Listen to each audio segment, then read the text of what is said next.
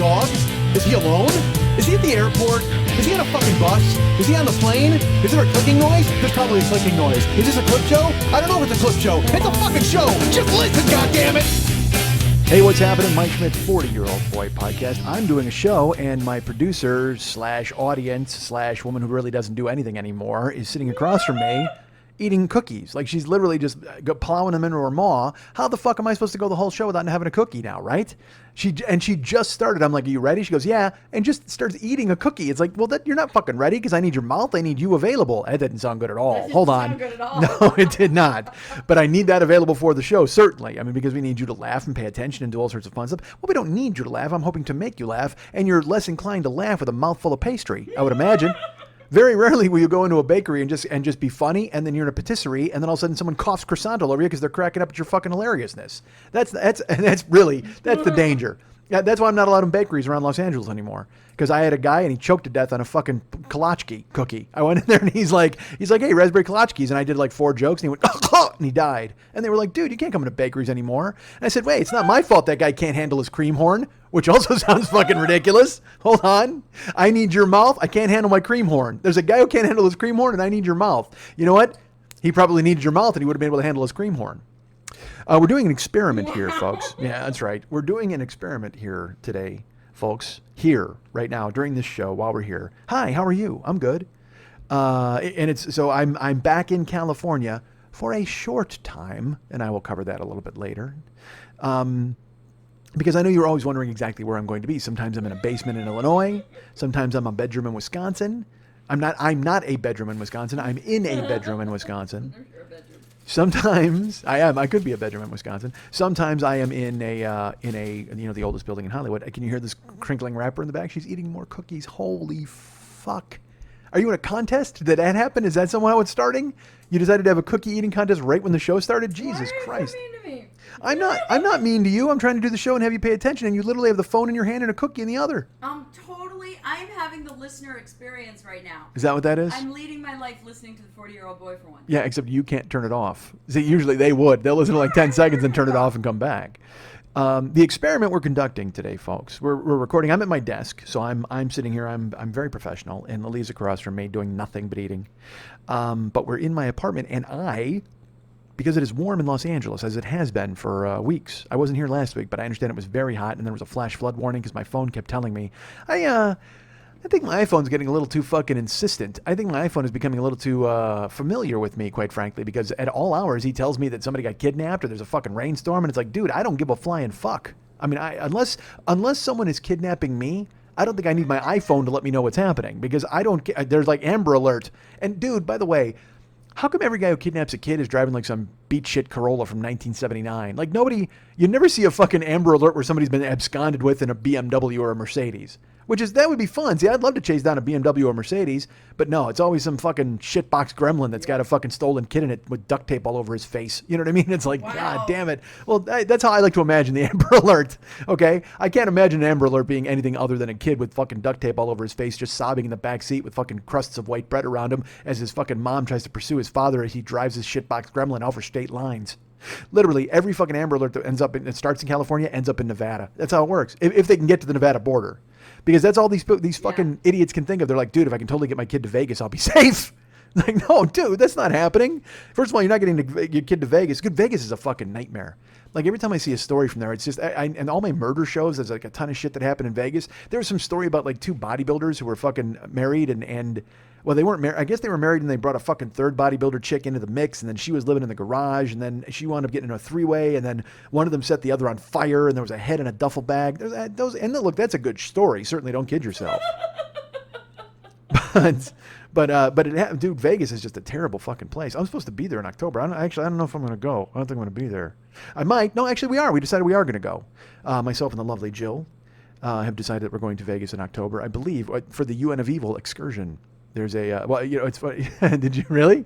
Lily just pointed at a ring finger, wondering if that would be taking place in Vegas, not realizing that maybe it already did take place. Who knows? I don't think so. She had a dream when we were in Pittsburgh. She's like, I had a dream we got married tonight. And I'm like, well, okay. I mean, I can do that. You dream about anything. No, I mean, I was like, I'm in. And then later on, like there was all these dudes with fucking like tuxedos walking around the hotel. And because I said to her, I go, dude, how can I marry you again? That's what I said. Talk about that, Wisconsin. Because also we put up a photo. We put up, I don't know, one of our fucking 80 selfies that we put up from our trip. And in it, she's got her hand on my, like on my arm or something. She's got she's got a lot of nice jewelry. So she's wearing a ring on her left hand. And of course, one of her friends from Wisconsin is just like, is that a ring on that finger? I can't believe it. Is there news that I don't know about? Or something like that. I don't think she was that breathless. I don't think she even talked like that. I don't think she even saw the photo. I don't even think she posted that. I think I'm making all this up. No, she did. But it was a ring on her hand, and the woman was just like, "Is that a ring? Should I know what's going on?"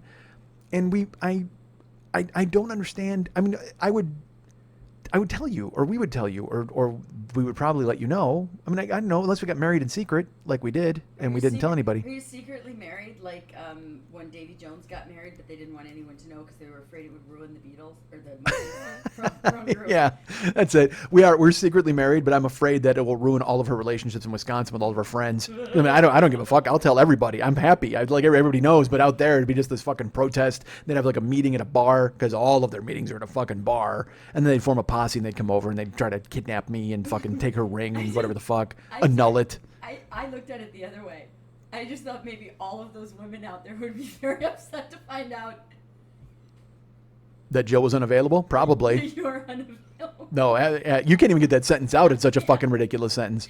No, because it's like if you were to put up a Tinder profile or something right now on a dating profile, it would be like, "Hey, I have no car. I may not have a job." But I have a podcast. Life's great. But it would link to Facebook, and every photo is me and Jill. Like you'd just be the scumbag of the century if you did something like that. Literally, they'd be just going in and looking at it, and they'd be like, the "Hey." idea that you would be hiding it makes me laugh. No, that's never fucking happened. I would brag. Are you kidding me? I would tell everybody. I'm the fact that she was able to, because she's fucking amazing, and then she would take on this reclamation project. I'd be the happiest guy in the fucking world to tell everybody. She's the one in the relationship that should be hiding. You're damn right she is. She should not be putting on any jewelry or anything. She should be just like, I just know that guy. We're pals. I met him once. Yeah, I know him from the internet. He's real nice. He showed me his hotel room. It had a couch. I liked it. It was pretty cool. He texted me for 3 years, and then I finally answered him.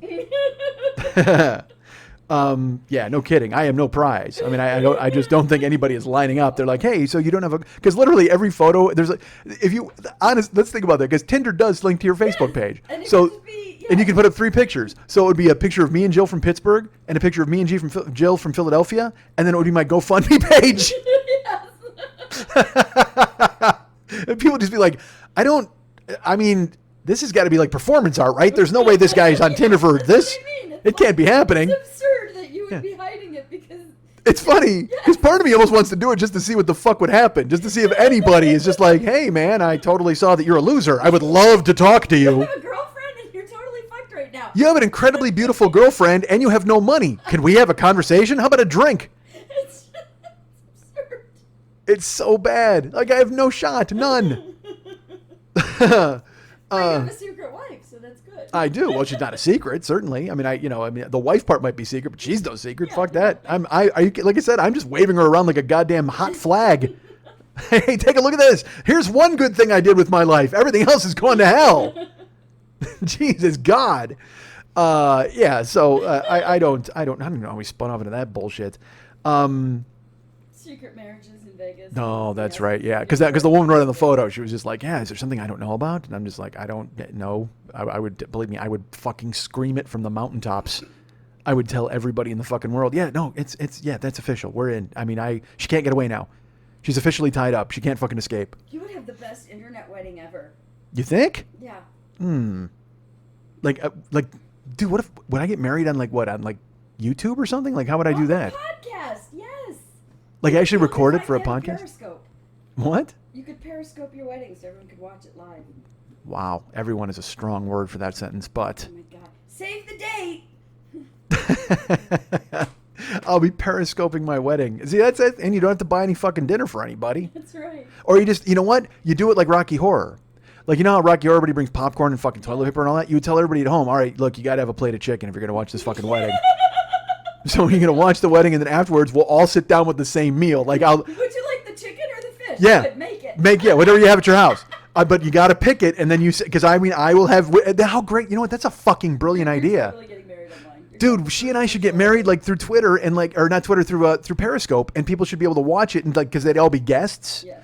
And then they could all throw gifts toward my GoFundMe page, which everybody loves. And then they could sit. We would sit down to a meal together. And we'd have a band. We'd have mechs. We just fucking have mechs. Like fucking, he would Periscope in and play songs. Can we do that? Can you merge Periscopes? I don't think so. I think you'd have to be in Vegas playing in your hotel room. Fuck that. That's not happening. I can't even get him out of his bedroom, let alone fucking out to Vegas. I got him in the basement. I got him into the basement. That's basically where he is. So yeah, he would have to contribute. Maybe he would just send music along, and I would go ahead and throw it out in the background or something like that. That would work out good. Yeah, I think so. So we're conducting an experiment here. Experiment? Did I say it like a little kid? Experiment. Well, the experiment is basically I have every window in my fucking house open. I got the kitchen window open. I got the front door open. I got the big picture window open, and I'm waiting to see if my landlady's going to come and say something to me, or at least the manager of my building, because she's walked past. I've seen her walk past like 3 times and look in. You know, I can see she looks in the kitchen window. She's not walking. You know, She's just Snoopy pants. well, she might be. She could be that, but she also hears me yelling, so she's probably wondering if there's something in here, and she needs to call a paramedic. Because I mean, and also because this is maniacal. I mean, literally, this is a show. So I'm just talking and kind of talking in an amplified way and talking quickly. Because normally when they walk past, I'm in my boxer briefs in the chair watching cupcakes get made. I mean, they you know, I'm not doing anything in this fucking house. And so for them to hear like my voice actually coming out, and I've been gone for fucking like 9 days, so. They kind of wondering why I fucking came in, opened the door, and just started yelling. I mean, I would imagine that would be a thing. I was freaked out because like I went out of town, but before I went out of town, I bought 50 yogurts. Well, because they were on sale, and I thought, you know, if I come back, they're not going to be on sale, so you got to have the fucking fridge stocked when you get back with yogurt. But now I'm only here for 2 more days, and then I'm leaving again for like 10 days. That's a lot of yogurt. It is a lot of yogurt. That is So 25 a day before you leave. Jill told me I need to set my alarm and just like eat it every 2 hours. Eat like 2 every 2 hours and just fucking and kill them that way. And I'm like, all right, I like that idea. Yogurt alarm. Just a fucking like what I could find out like a what song can I? You know what? I'll set Milkshake by Keyless as my fucking song. When that goes off, I gotta eat yogurt, right? That'll work because that's a dairy product. It all matches. Or Milk. I'll do Milk by OMD or MOD. Oh, not OMD. OMD did not do Milk. That would have been awesome. Yeah, they should cover it. Because Anthrax covered MOD's version of Milk. And that's fresh in my brain today because I made Erica listen to it in the car today. Our friend Erica Elliott, who is a fan of the show and a friend. And she drove me around town, and I'll get to later on exactly why she did. But yeah, I made her listen to fucking MOD in the car. And because she's like a crazy metalhead, so I'm like, awesome. She'll know exactly what it is. She had no fucking clue what it was. But I'm just like, all right, well, it's only 2.5 minutes long, so maybe you'll like it. You know, there's nothing worse than like you're trying to go, dude, you got to listen to this. And then you play a song for somebody, and they're just like, eh. And you're just like, oh, dude, I dug that song. Like, and also that song by, no, actually, I didn't play Milk. What song did I play for? Anthem by MOD. I'm Billy Milano. I'm a bold, courageous man. He is. Yes, he is. Matter of fact, let's go to right now. MOD. What if they were here? I fucking Billy cranks it up. Woohoo! Then my landlady would really freak out if I had MOD in the living room. She's not my landlady. She's my manager. My landlady owns the building. She's like 90. So she's not fucking here, man. She lives off site. She's all Italian. I didn't know what the fuck that meant. She's all Italian. So we're conducting this experiment. We may be shut down. We might be shut down, as Bono would say from the roof of a building in Los Angeles. Yeah, I don't know either. I don't, why did that pop into my head? Yeah, well, as everybody knows, I got caught in the traffic for that. I was on my way to go see it. But you know what? That won't happen unless I'm alone, because Jill will never go see Bono because she hates U2. You know who else hates U2? Dave Trebilzy. Why do they hate you too? I don't know. I can't figure it out. I sat here like 2 weeks ago. I'm sitting in my house alone, and I'm playing Wide Awake in America over and over. I mean, I sobbed. It was like, I don't even know why. It was just like, because because I'm fucking old. I'm 48 now. And I'm looking for a car, and it's so funny. Jill and I are looking for cars online, and we're trying to figure out what to buy. All right, I got to tell you all that. I should start from the beginning on this bullshit. First of all, let me tell you something I forgot to fucking tell you last week. I mentioned I got fucking railroaded by that Texas whore who fucking smashed my car up, right? So I know who she is, and I've tried to find her. I've called her a few times. She's never answered my calls. And then I did not tell you guys this part. I think I forgot to mention it. My insurance company, Geico, for the time being. We'll talk about that in a minute. They were searching for her, actively searching for her. At this point, Gil Garcetti and the Los Angeles Police Department are actively searching for O.J. Simpson and the woman who hit my car. That's the most powerful moment of the whole thing. That's even more powerful than the chase for me. Where the guy, the spokesperson goes up and he says, you know, OJ was supposed to turn himself in at noon and it was like 4 PM, and he goes, at this moment, the Los Angeles Police Department is actively searching for OJ Simpson. And you hear even the reporters go, oh, because they fucking know that everything's going to hell. Yeah. And then he gets away and there's I don't know if you, spoiler alert. He gets in a Bronco and he's with AC Cowlings and then they drive around and everybody's happy. All right, so that kind of encapsulates some of it. There's a lot more. There was a trial. All right, let's talk about that for just a second. He defends himself he gets a lawyer named Johnny Cochran, who's actually dead. Wasn't dead during the trial, though. I got to be honest. That's a terrible choice for a defense lawyer. If he's dead and you go ahead and, I'm tapping that guy, that's my guy. And when you think about O.J. Simpson's greatest crime committed upon humanity, is not cutting off his ex-wife's head and stabbing to death a waiter, but it is the birth of the Kardashian onslaught, right? Yep. Because he had Robert Kardashian read his fucking suicide note, and the kids went, oh, Dad's on TV. Let's fuck cosmetic surgery and make our asses big. Boom, there you go. And then the next thing you know, I'll be in a car next to Mike Schmidt, and he'll roll down his window and go, are you talking to me? So goddamn funny. Because Bigfoot can't drive by year 2. All right, so... the woman who hit me, who was a terrible, terrible person. We can all agree on that, yes? Yeah. So Geico's been trying to find her, and by trying to find, I mean they call her and leave messages because they don't have a detective department or they don't fucking want to work for me because I don't pay any goddamn money, these motherfuckers.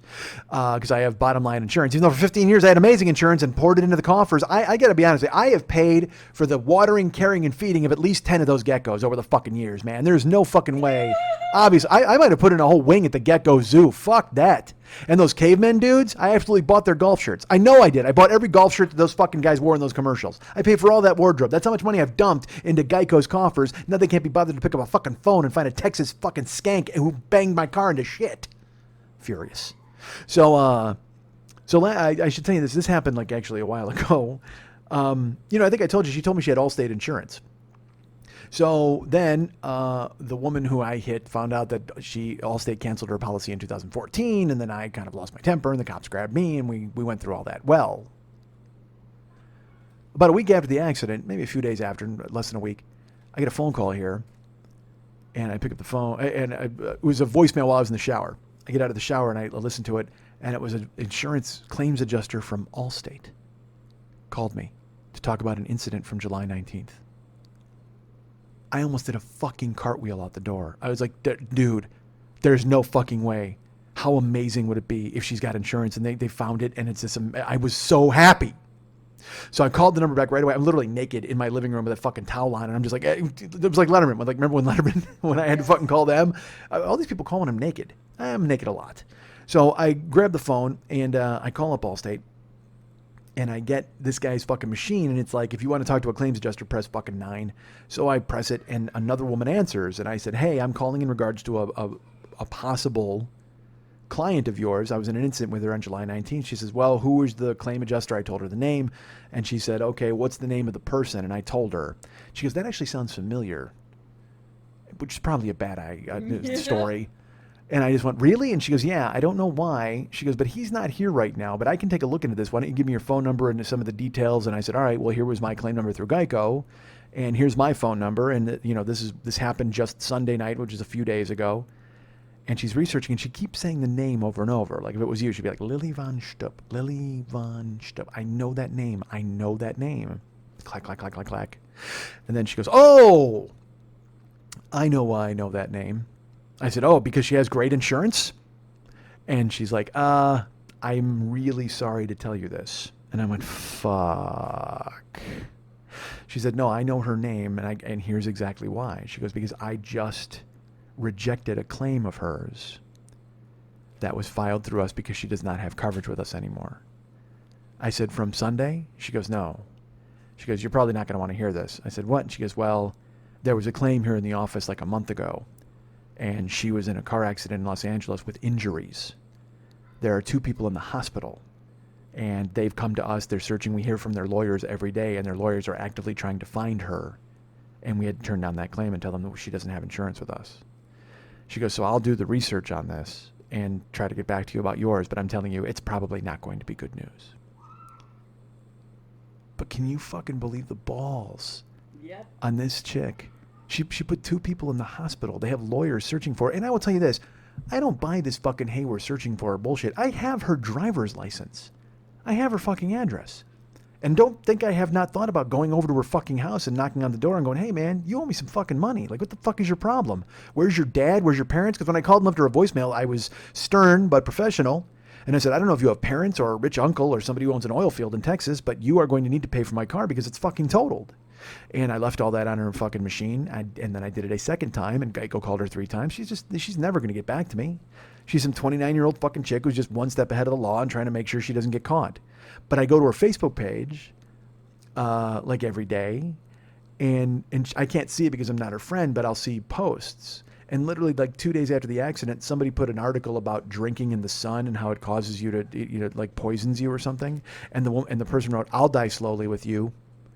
And I'm like, really? 2 glasses of wine the other day and you smashed up my fucking car and now you got this booze related thing on your goddamn Facebook page? And then she liked it. She actually liked the comment. I'm like, you fucking cunt. Oh my God. And then 5 days after the accident, she wrote, riding the train to Oceanside to see my friend's wedding. And I'm like, yeah, no fucking kidding, because your goddamn car is modern art on a street side in fucking Santa Monica. Fuck you. Furious. Oh, man. So and again, this is a car saga and it's gone over a few episodes, but I got to catch you up. So that's where I am with her. Like, I haven't heard from her. Nobody's heard from her. Nobody has any fucking idea. I know she's still alive and breathing because she's posting on goddamn Facebook. I don't know if she went back to Texas. I don't know if she's hiding. I have no idea. It was funny because I drove with Erica today, and I'll explain why in a second. And Eric's like, well, what was that girl's name? I said, I can't tell you. She goes, oh, I don't care. And I go, no, I can't. Because, I mean, I could unleash fucking 10,000 people on her if I wanted to. You know what I mean? And just bury her Facebook page and, hey, pay your fucking bills. Get off the train. Get a fucking job. Go do somebody else's hair. Do 100 people's hair because you got to pay for my car and 9 other cars and 2 people in the goddamn hospital with their fucking feet in casts or whatever the fuck you did to them. God damn it. How do you live with yourself? Dude, at 29, look, I've had some bleak times, you know what I mean? And I've had bad stuff happen. But at 29, because she's buried in tickets and no car and no insurance, and do you just decide, fuck everybody? Pretty much. And Well, it's the only option. well, because I mean, I'm an expert at hiding under the coats and hoping things get fixed. I mean, that's, just because I don't want to deal with, I hate the hassle. We've talked about it on here. Is she just overwhelmed by the sheer amount of carnage she's caused in so many lives that she's just going to drift around and have martinis and fucking hope that it goes away? Because it's not going to go away. And again, she's got a social media presence, so I could find her. If I wanted to, again, I could go to her fucking house. And I probably shouldn't be talking this in a public forum if she winds up dead somewhere, because I'm going to be fucking the first suspect they look for.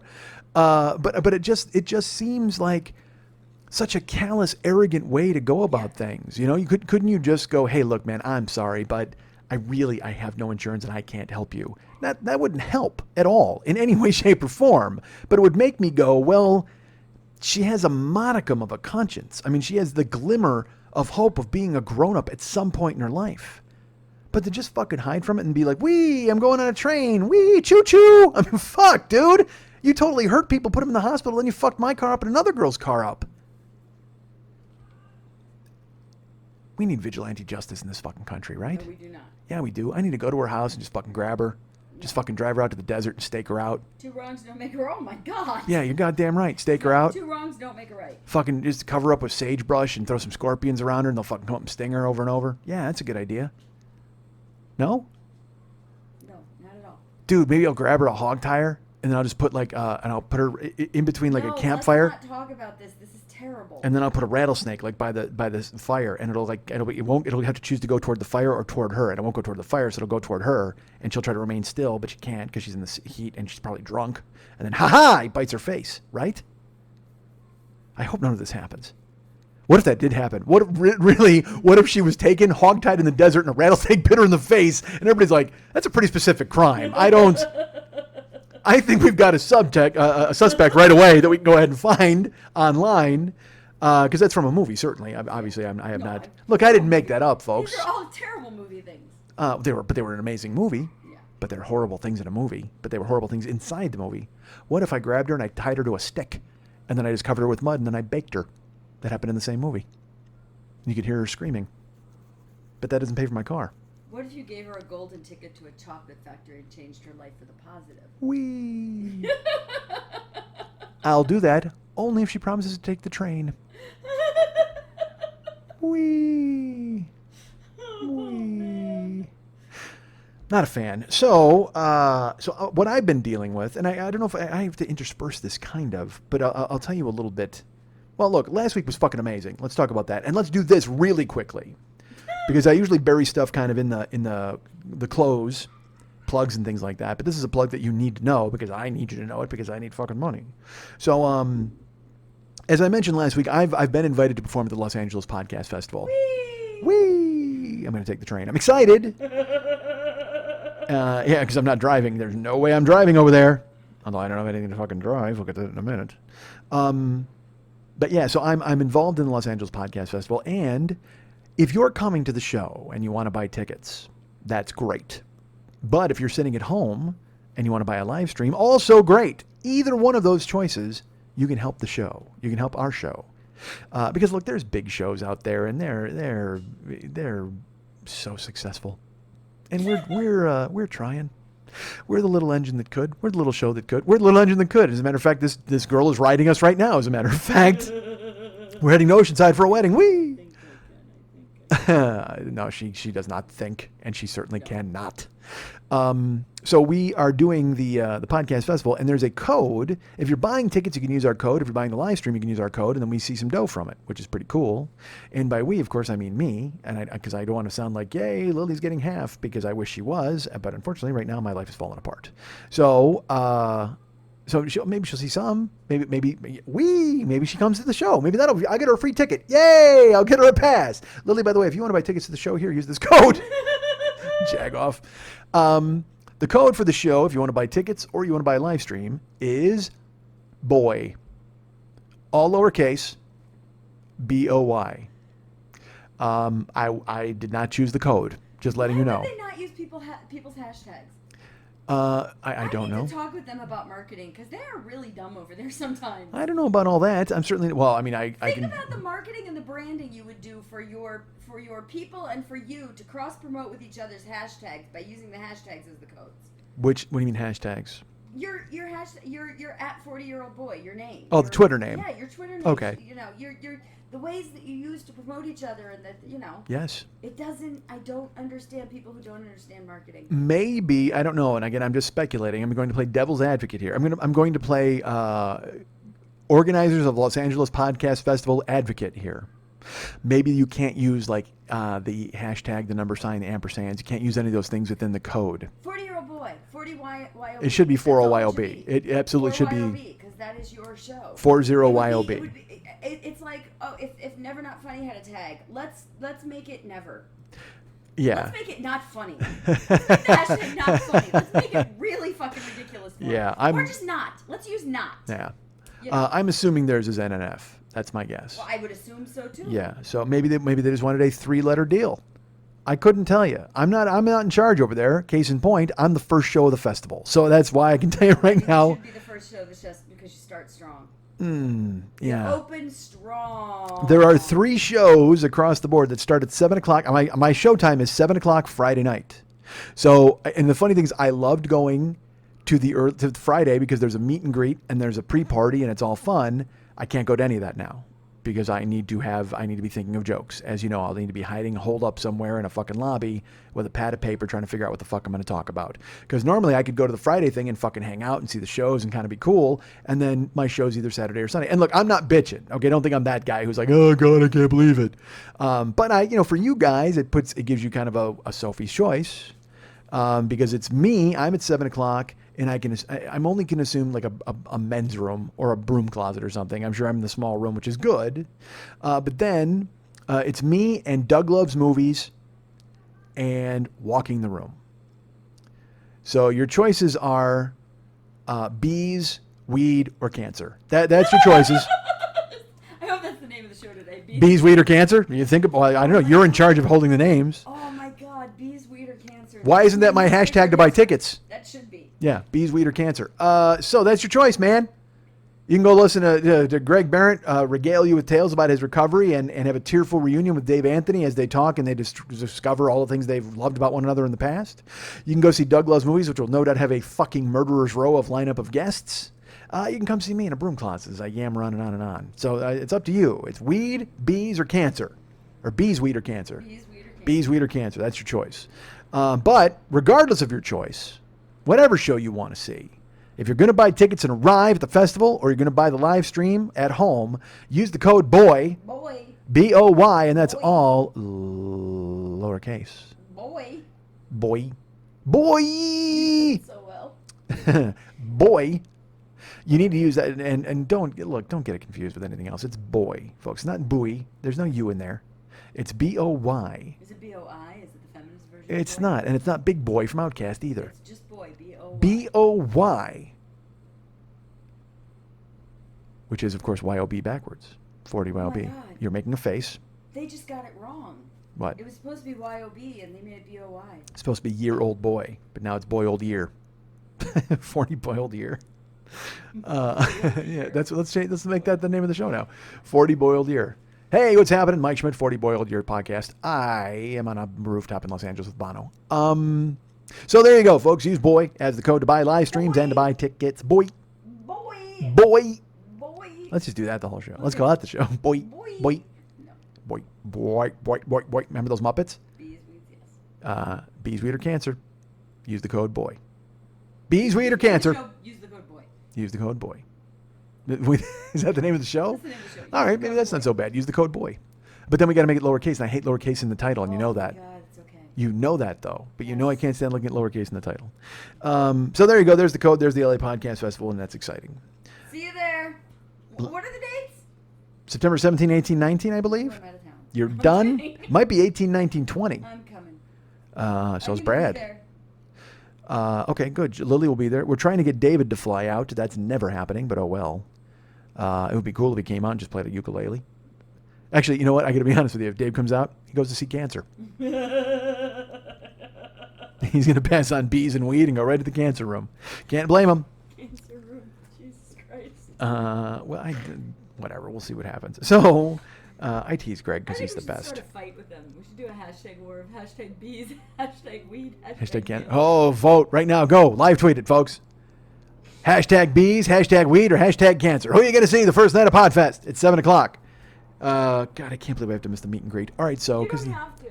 no, I do. If I want to do a good show, I have to, because the meet and greet, you're like sitting there and you're doing nothing and you're eating a little tiny piece of rye bread and then Can't you're you saying hi to stress all people. morning and then take a break and then recoup for 30 minutes before the show? You're pretending like I don't prepare all the way right up until I But go on mean, stage. Can't you take that psychological break? I think you can.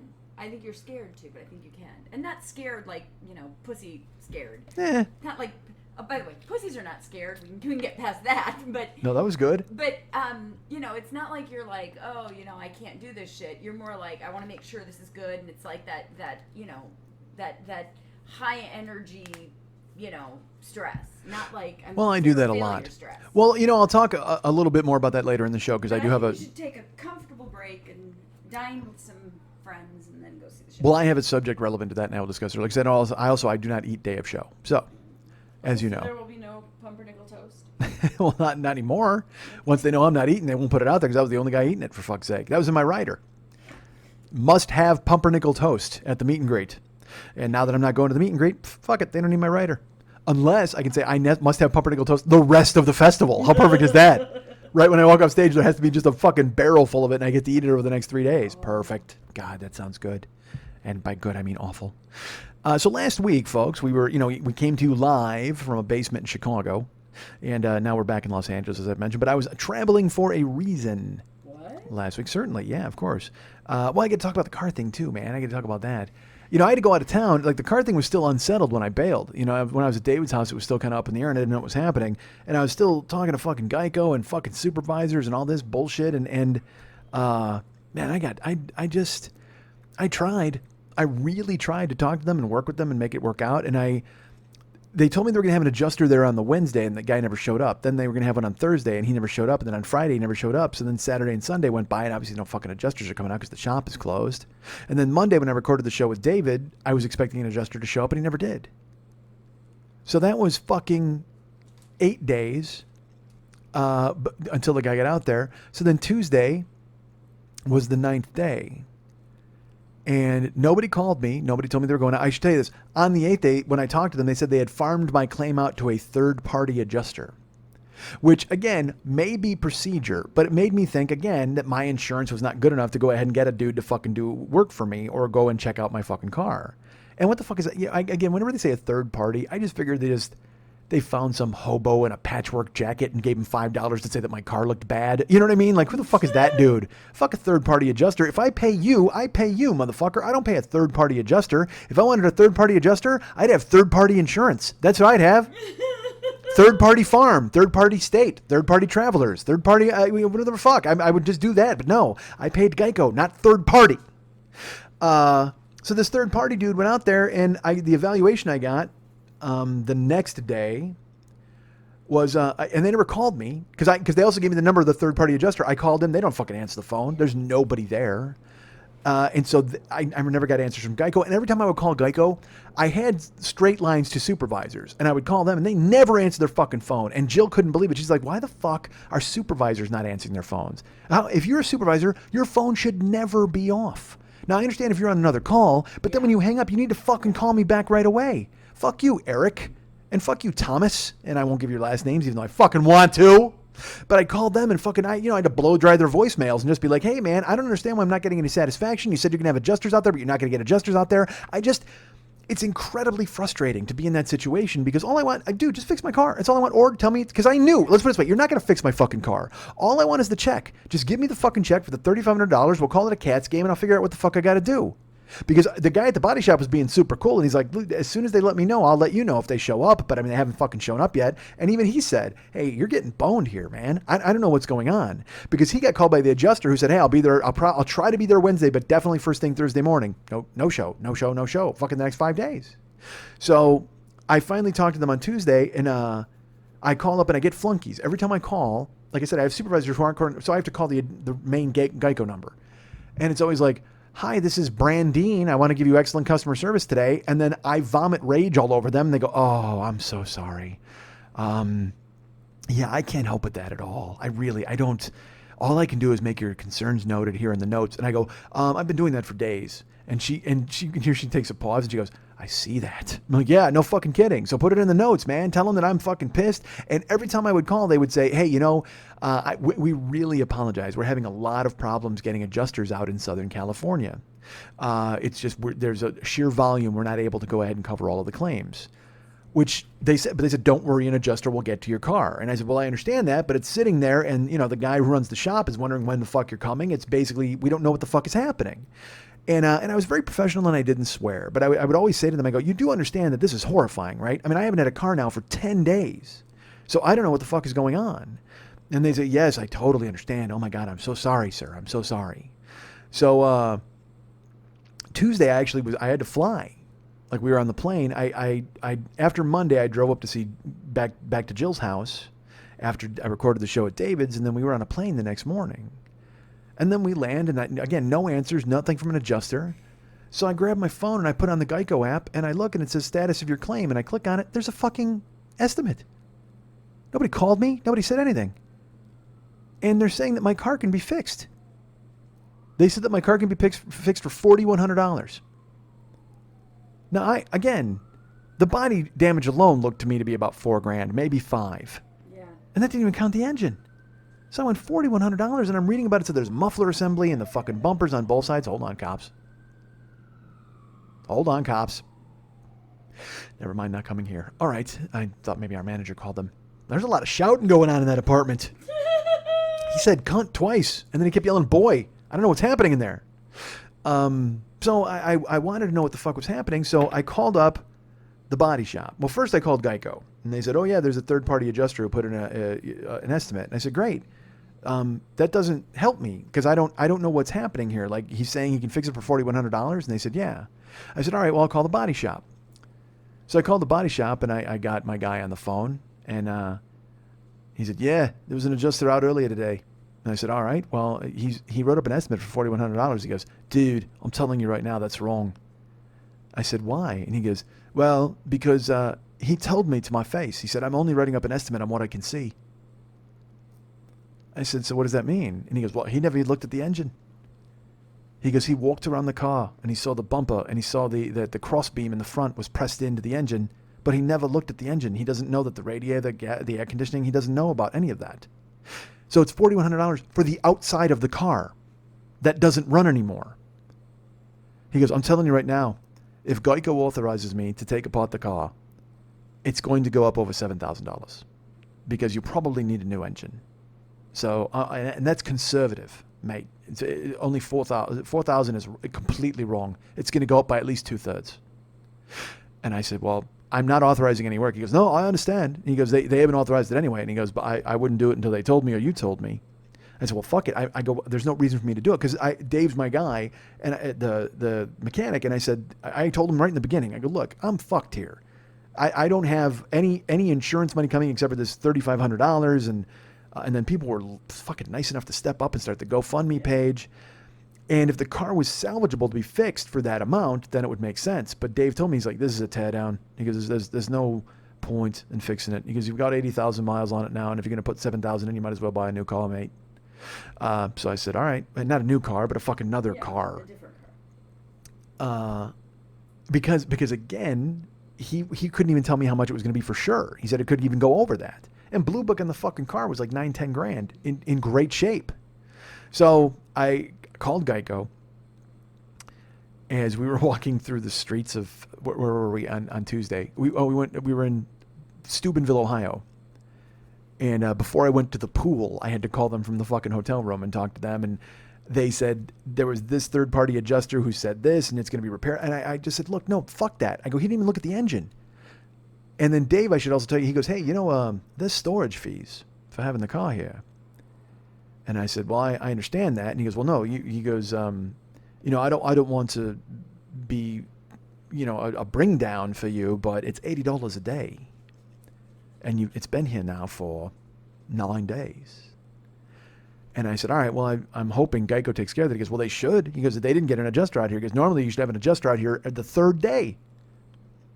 So I said, all right, well, I'll talk to Geico about it. And he goes, you need to get them on the phone and you need to start breaking some bowls because this is wrong.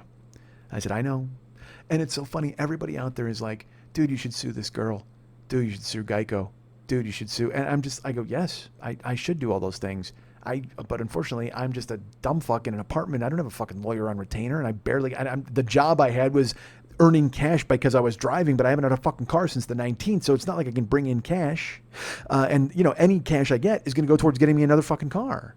And I know I can talk to a lawyer on fucking consignment, but then and I'm going to, I'm retaining all of my rights to do whatever the fuck I want to do in the future. But I can't, it's just, there's so much going on. And then I was going out of town. Fuck, who cares? So I finally, I talked to them. I talk about the third-party adjuster. I go, look, I'm not authorizing any work. Just cut me a check. I just want a check. And she's like, well, all right, well, we'll look into it and we'll figure it out. And again, it's the same thing. Flunkies have no fucking answers. They refer me to supervisors and supervisors don't answer their fucking phones. It was crazy.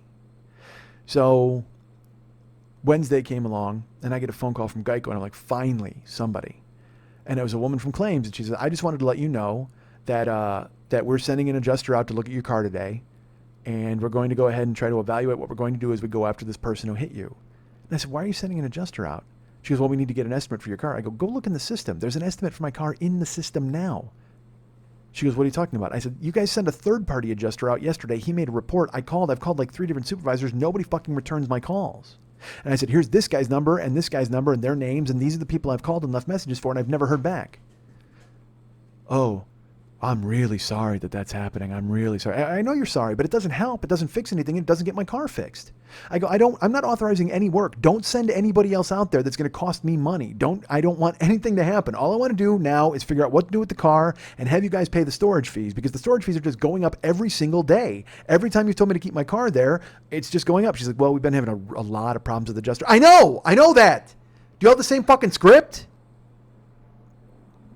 So finally, after 12 days of my car being there, so it was Friday, I think it was, where I finally got the main dude on the phone. Let's put it this way. I called first, and I left a vicious voicemail for a guy. And then I got somebody else on the phone, and this is a real person, and I unloaded. And I said, all right. And she's like, well, I really can't do anything for you. I said, no, but you're going to listen, because I do this to everybody, so I'm going to make sure I've got a record of it, and you've got it in your notes, and I need it. And I just unloaded everything: adjusters, money, third-party people not returning the phone calls. Why are you sending people out? All of this bullshit. I go, look, you owe me $3,500. That's it. Just pay me, and we'll call it a fucking Cats game, and then cover the storage fees. That's all I want.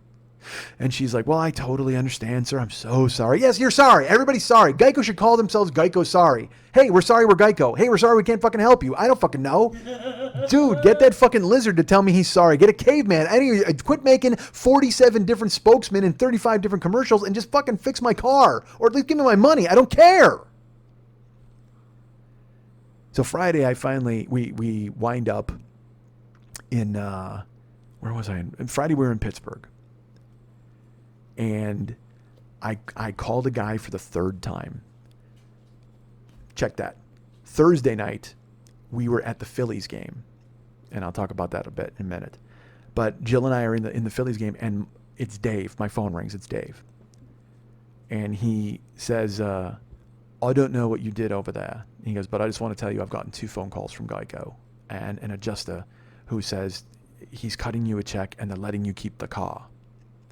So I don't know whose cage you rattled over there, mate, but it was somebody, because all of a sudden I got 2 phone calls and they're jumping into action and they're making sure you're getting your money. And I go, all right. I go, well, what do you mean they're letting me keep the car? Like, I don't even know what that means. He goes, you could maybe sell it for salvage or do something like that. And you could possibly recoup something from it. In California, they do that. But he goes, I'm just telling you right now that whoever it was you talked to, they leaped into action and they've called me twice today in the past half hour. And I go, well, who was it? He tells me the guy's name is Jason. And I go, do you have a phone number? And he goes, he didn't want to give it to me, but I badgered him and I made him give it to me because I told him I'm tired of dealing with this. And he finally gave me a number. So he gives me the number. And I call this guy from the Phillies game. And he goes, yes, Mr. Schmidt, I've got a resolution for you. I just wanted to tell you that we're giving you your $3,500 and you get to keep your car. I said, great. There's a little matter of $1,200 worth of storage fees of the car because it's $80 a day. And by the time I get back to California, it's going to have been like 14 days. And that doesn't seem to make a lot of sense. You guys made me keep the car there. And he goes, oh, well, I'm really sorry to hear that. I know you're sorry. Everybody there is sorry. Everybody there is so sorry. But all I want you to say is you will pay the storage fees and you'll give me my check. He goes, well, I can't authorize that at all. And I go, well, no, you have to. You're the claims guy. You're the adjuster. You're telling me you're cutting me my check. I'm telling you right now, you need to take care of the storage fees. I go, because I only left it there because you couldn't get an adjuster out, and everybody I called told me that there was no adjusters that were going to be going out there, and it was such a problem, and they were really sorry. Well, if you're that sorry, then guess what? You're on the hook for the storage fees. I'm not. And he goes, well, I can't authorize that at all. I go, well, I'm telling you, you will. I said, and he's like, well, I'll have to talk to my supervisor. And was that Thomas? Because I already called Thomas, and I've left 3 voicemails for Thomas, and he has not returned any of them. So if you want to tell him exactly what I told him on the voicemail, that I won't be paying the storage fees, that would be fine. I'd appreciate it. Okay, I guess I'll tell him that. Yes, you will. That'd be fantastic. Thanks. All right, enjoy your night. Click. And I looked at Jill, and she's like, are you okay, honey? She's like rubbing my neck and putting like cold water bottles on me. And I go, honey, I'm fine. I go, I didn't lose my temper, but I'm making sure everybody fucking knows what we're doing and what's going on. So we watched the Phillies game, which is amazing. And I'll talk more about the trip coming up. But the next day, Friday, I talked to Dave and I told him I talked to Jason, and I said, don't work in the car. They said they're getting me this. And he's like, well, all right. He goes, well, if they're not here by 4 o'clock, we're closed for the weekend. It's another 2 days. I said, I understand. And he goes, and does the storage fees? And he goes, but they should be on the hook for that. You should not. I said, I totally get that. I go, but they won't give me a straight answer. I go, but I will tell you this. You're not going to eat this. I go, I will not leave you hanging on this. I totally understand this. Just make sure that I'm on it, and you will be made whole, because you've been with me fucking the whole way on this. You've kept the car. You're willing to fix it. But right now, we're just trying to figure out what's going on. He's like, well, I wish you luck. He goes, I don't want it to come to that. He goes, hopefully they pay, because they really should, because, mate, you're getting fucking boned here. And I said, I know. I totally agree. So I called Geico again on Friday. I leave him another voicemail. Finally, right at It was 4 o'clock California time. They close at 4:30. And it's 4 o'clock California time, my phone rings. We were just leaving the hotel to go. We were in Pittsburgh. It was on Friday. We were going to go out. And the phone rang, and Jill was in the shower. I grabbed it. And, Mr. Schmidt, this is Thomas calling from Geico. And I said, hi, Thomas. And he goes, yeah, I just wanted to call because I got your voicemail. And I go, which one? And he goes, well, the one you left today. I go, well, I've left 4, Thomas. And he goes, I understand that. Yeah, I talked to Jason yesterday. I go, yeah, did Jason tell you what I said? He goes, yeah. And I go, and I left it on my voicemail too, right? And he goes, yeah. And I go, so I just want you to tell me that you're paying the storage fees and we're okay. And he goes, well, I'm telling you that we can't do that. And I said, well, no, you will. I said, because the car's been there for 12 days and it took you that long to get an adjuster out, and I'm not in California. There's nothing I can do about it, and you guys told me to leave my car there. He goes, well, I totally understand your frustration, Mr. Schmidt, but we're not going to pay the storage fees. I said, I've been a customer for 15 years, Thomas. I said, granted, I cut my insurance on July 2nd, but I've paid you faithfully as a customer for 15 years. He goes, and I understand that, but unfortunately, we're not going to be able to take care of your storage fees. I said, but you told me to keep the car there. He goes, well, no, we never told you to keep the car there. I said, you never sent an adjuster out. He goes, well, no, we have an adjuster who went and saw it this week. And I said, it doesn't matter. He didn't get there until fucking Tuesday morning. So that's 9 days and I'm out of town. I said, every time I've been in some sort of incident or accident with you guys, you've had an adjuster out in 2 days, maybe 3. I said, so for you to go 12 days without getting an adjuster out there, that makes 0 sense to me. I don't understand it. And every time I call, somebody at your company says, oh, I'm really sorry about that. We've been having a lot of problems with adjusters, but don't worry, someone will get to see your car. So I didn't worry. I left my car there, and I figured that somebody would get out to see my car, and eventually they did, but it was 10 days fucking later, and now you're telling me you're not going to cover the storage fees? You told me to keep it there. And he goes, well, we never told you to keep it there. I go, but you never told me to take it out of there. If you'd have called me the 3rd day and said, hey, take it to a Geico-approved garage, I would have done that. But nobody said a word to me. I didn't hear from you for the week that I was in town, and now for the week that I'm out of town, I've got like 30 phone calls to you people with no answers. Well, I understand that, Mr. Schmidt, but you do have a $3,500 check coming. You can pay the storage fees out of that. I said, no, that's ridiculous. That's for the uninsured motorist. And again, granted, I bare bones it, and I boned myself by cutting my coverage, but you guys told me to keep it in that garage. Well, sir, we never told you to keep it, but you never told me to take it out. You never sent an adjuster. You never made an adjustment. You never made an evaluation. You never gave me any sort of estimate. And so I left it there on good faith thinking you would send somebody. Rob was supposed to be there Wednesday, and then Thursday, and then Friday, and then Monday, and then Tuesday a third-party guy went out there, and all of a sudden he wrote an estimate without even calling me. What are the balls to do something like this? And he goes, well, I totally understand your frustration, Mr. Schmidt, but I'm just telling you now that we're not paying the storage fees. You can pay it out of your $3,500 check. And I know he's just sitting at the desk like Lumberg in fucking Office Space, just looking at his nails and ho-humming the shit out of me because it didn't rise to any sort of level of import for him. He was the Hannibal Lecter of insurance guys because his fucking blood pressure never went above 80, even though he ate my fucking tongue. It was just terrible. And I'm trying, and I'm getting older, and I'm getting angrier, and I'm louder. And Jill can hear me now in the shower, and I'm not swearing and freaking out, but I'm being very professional, but I am fucking vicious, and I'm getting right to the goddamn point. And finally, I just went, dude, so you're telling me to go to hell? And he goes, pardon me? And I go, you're telling me to go to hell. I'm telling you I will not pay the storage fees, and you're telling me, oh, well, go to hell, right? He goes, well, I wouldn't put it like that, but I'm telling you that we can't help with the storage fees. You're getting a check for $3,500, which is exactly what your coverage calls for. I go, but you left the car there. Why are you not taking responsibility for this? I go, I'll tell you what. I go, normally an adjuster's out there in 3 days. I will pay 3 days of the storage fees. I'll eat $240 if you guys eat the other $960. Well, I understand your frustration, Mr. Schmidt, but I'm not going to be able to help you. You're going to have to go ahead and pay the storage fees on your own. And I so that's it. You're just, after 15 years, you're willing to lose me as a customer over $900. You're just going to bend me over and you're not going to help. Well, I wouldn't call it that, Mr. Schmidt. I'm just telling you that we're not going to be able to pay your storage fee. Thank you, Thomas. I hung up on him. And that's where I am. So I had to go today to go and get my car because I was still in Pittsburgh, and I did not get home until last night at fucking 12:40, and I had to be up at 8 o'clock this morning because I had to get to Dave. Because then I wound up talking to Dave over the weekend, and I was like, hey, this is the situation. I'm going to pay you. And he goes, all right, well, yeah, if you can, you have to. He goes, I wish you didn't. He goes, but that's just kind of the way it is. So I got into town last night at 12:40. I was asleep in about a half an hour, and then I got up this morning, and our friend Erica took me out to Dave's Auto Body to take care of my car, which is just a giant fucking paperweight at his place because it's totaled. It's finished. There's nothing I can do about it. And I actually called Dave and I said, hey, do you want the car? Like, because he was the one who said, hey, you can probably sell it for scrap or salvage. And I said, would you want the car, like, toward the fees? And he just goes, no. Yeah, I don't do that. And I said, all right. I said, well, then I'm going to need to pick your brains. I'm going to need a tow company who's going to help me tow the car from your place out to my house. And then I'm going to just put this hunk of shit in my fucking carport and hope I can find somebody who wants to take it off my hands eventually. I guess. I don't know. I have no idea. And he says, well, did you want to sell the car?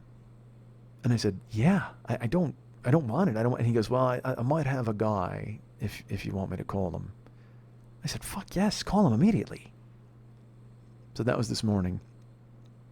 And Erica came and picked me up this morning at 8 a.m. Unbelievable. The whole Elliott family, her son picked me up from the airport last night at 12:40. She picked me up today at 8 a.m.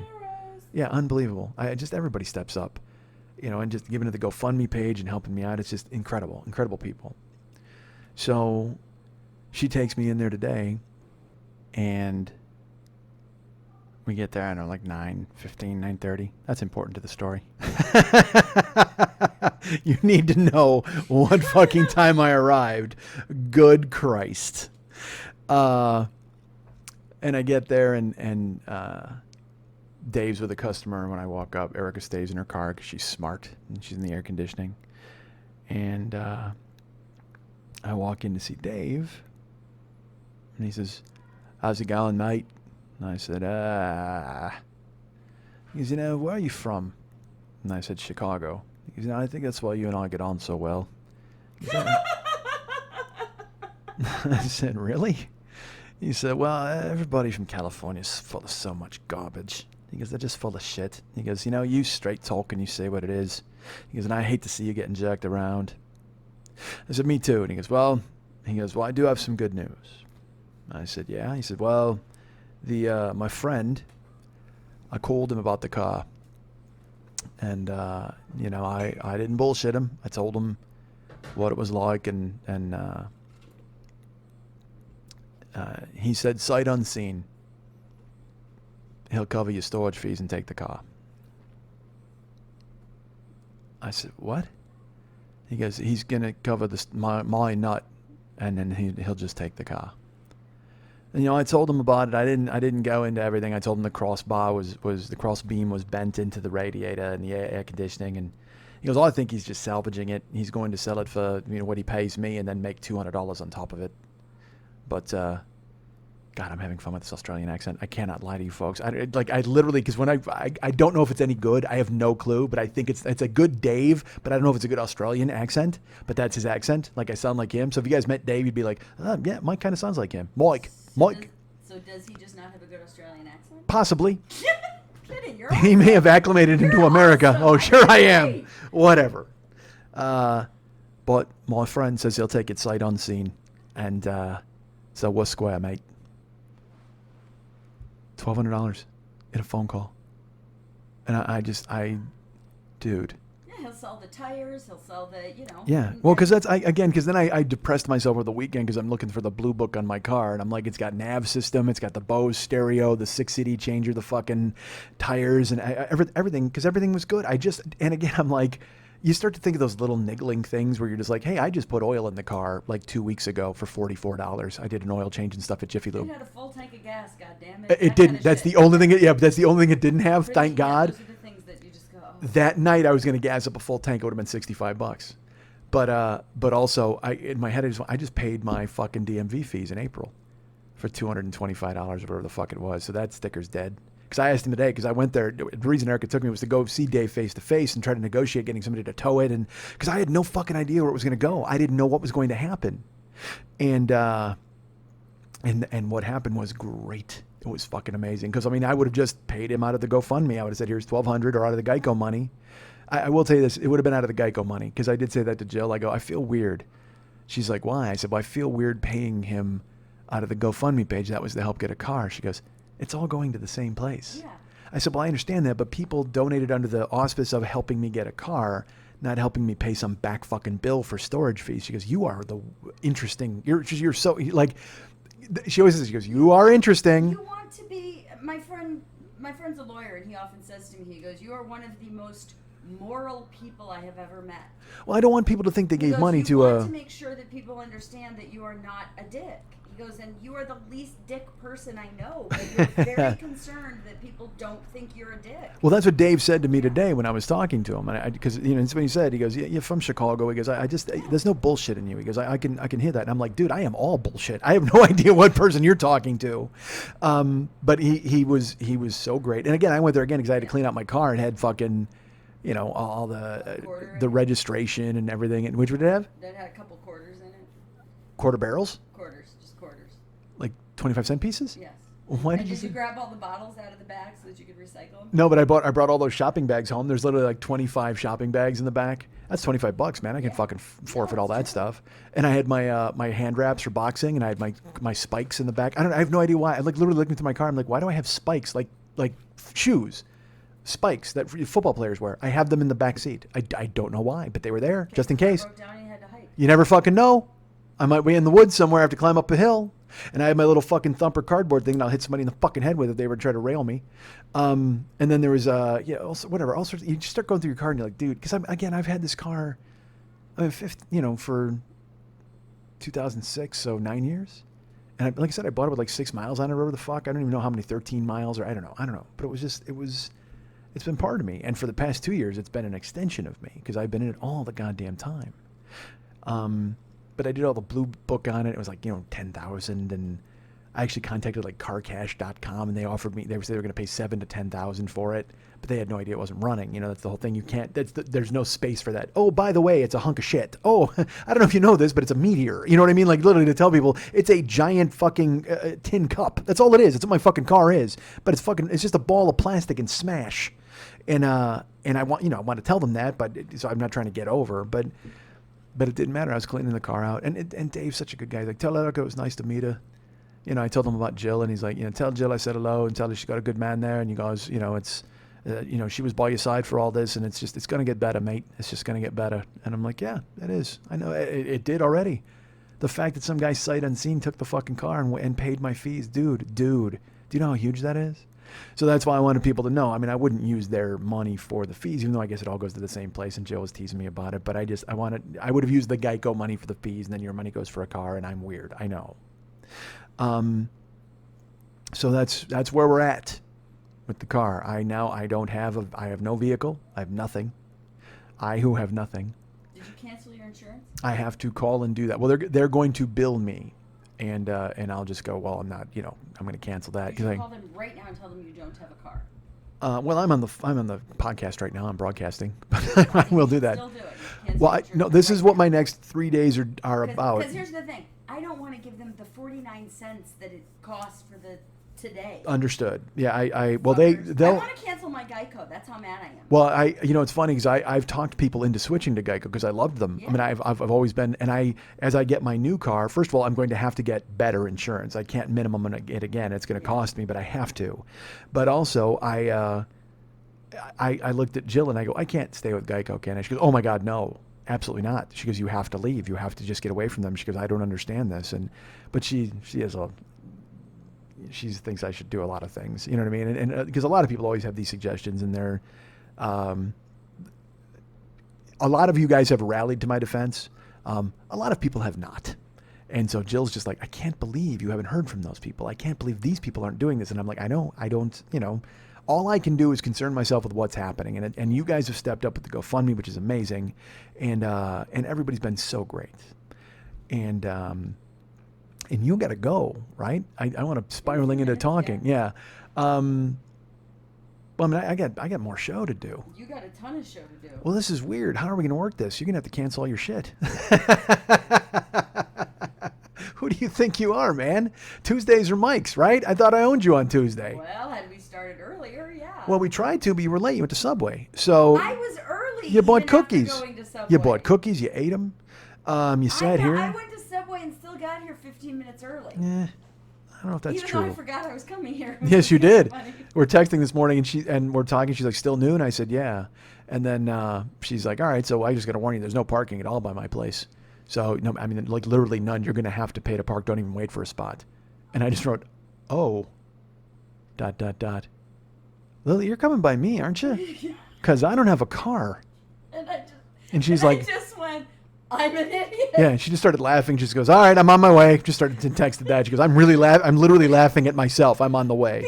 Because the thing I wrote before was, have you heard about your car? And then it's like, hey, you're coming here, right? Yeah, no, I'll walk over. Sounds good. Well, so you got to, that's fucking weird, man. I think I guess we could take a break like old days, right? I got 20 minutes. Let's You do? Okay. So that's where I'm at. So I will tell you this. Originally, I was going back to see Jill on August 11th. I was flying back there because we have a concert to go to, which I don't even know. Like literally, she's like, hey, what about this show? And I go, that sounds interesting. And then she bought tickets and I'm like, oh my God, I have to go see Twisted Sister with you? What the fuck? But I'm going, it's an all day metal fest. It's like Keel and Kix and Twisted Sister and all of the Whites are there, the Tigers, the Lions, the Tigers of Pantang. I don't fucking know. They're all there. And so we're going to that festival. And I was like, Jesus Christ, how many bras are you going to bring to take off at this show and throw them at Dee Snider? And she's just like, you're awful. And I go, I'm just saying you might get caught up in a little metalhead Jill. Because I told you, I didn't know that she was a little metalhead Jill until I found out about it. She's like a big fucking Scorpions fan. I'm like, oh, dude, all right, I'm in. But now, like she went and saw Winger like 2 years ago. And she loved it. She had a great time. I didn't go to that show, but I was like, I couldn't believe she went. But that's her thing. So she likes 80s metal. So I'm like, all right. So we're going to this fucking festival in 2 weeks or whatever the fuck it is. But I was going to go there on the 11th. But, my car it's again, the situation here, because I can't drive. My job is a fucking car-based job. So I would have to rent a car to work.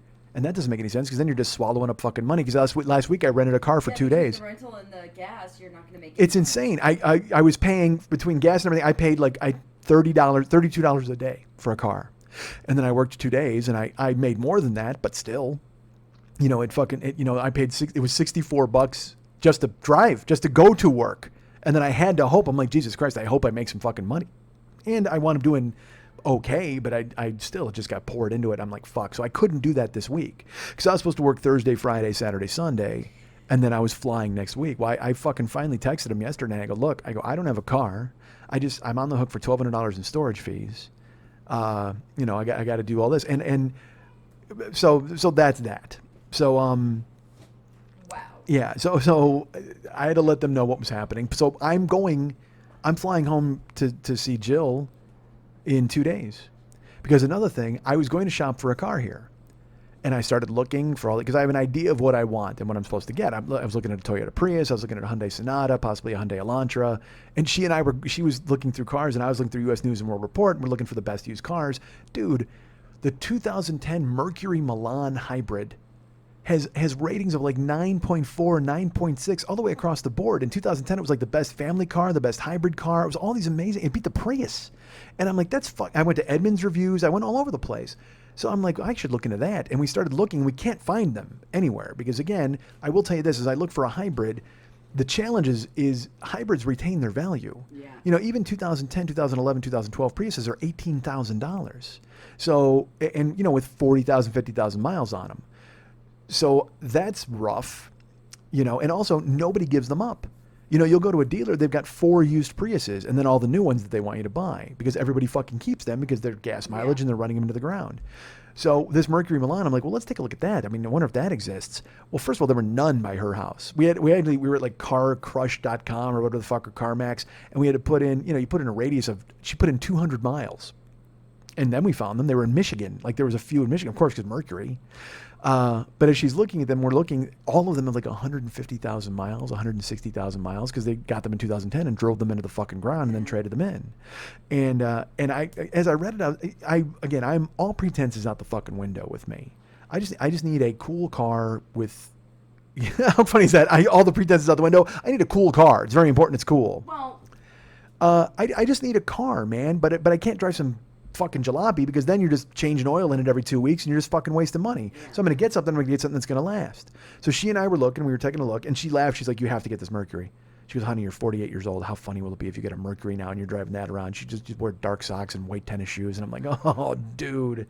I go, you know what? Just trade me the fuck in. You don't want me now anymore. Look at me. I'm just old, preternaturally aging. It's terrible. But we couldn't find that Mercury anywhere. Then I looked here and I couldn't find anything. So then I was looking here for like Hyundais and all that shit.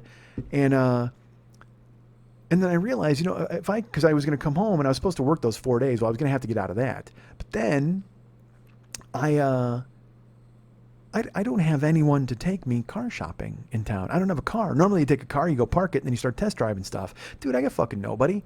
You're busy with the fucking festival. I feel so bad. Well, I wish I could help you. no, dude, that's okay. And Yeah. Erica would, Erica, she's already helping me for the 3 days that I'm in town because I have another podcast to do tomorrow. I should plug that right now. I'm doing, there's a podcast called Puck Off. It's a hockey podcast with Fraser Smith and Joe Blatnick. And I've met Fraser. I haven't met Joe. He and I have been communicating via the emails. And I think they met me when I did Storyworthy because they're part of the Sideshow podcast network that Christine Blackburn is part of. So I'm doing that show tomorrow. And I'll be honest with you, that's the only reason I flew home. Because otherwise I would have just recorded this, in Chicago and put this show up from there. But I knew I've already canceled on these guys like twice because I was supposed to do it the week I had the accident and I couldn't do it. And they were real nice and able to accommodate me. And it's like, oh man, I'll be ready in 2 weeks. I thought the fucking whole thing would be settled by then, but it's not. So I only came home to do their podcast. Otherwise, I would have fucking stayed in Wisconsin because I'm here, I'm doing the podcast, and I'm here Thursday, and then Friday morning I'm flying early, and I'm going back to Jill, and we're going to car shop while I'm there. Because she can take me. She can we can go look. And we did a lot of research when I was there. She's looking at stuff. And so I'm going to go there, and I'll probably buy a car there and then drive home cross country. And so if anybody in Wisconsin wants to ride to California and then fly back just to keep me awake while I'm fucking driving, go ahead and tell me because I'll probably be leaving there on like the 17th. Who knows? We'll see. Why don't you go on one of those sites where somebody's looking for somebody to go across country because they're moving? Because I don't want to get stabbed to death. There's no fucking way I'm going to let some stranger in the car. A listener's different. At least I got some history with them. Listeners are pretty strange. True. And I got to be honest, if I find somebody on one of those websites, they're going to go, what's your name? They're going to Google me, find this show, and go, I don't fucking think so. I don't think I want to wind up hogtied in the desert between a rattlesnake and a fire.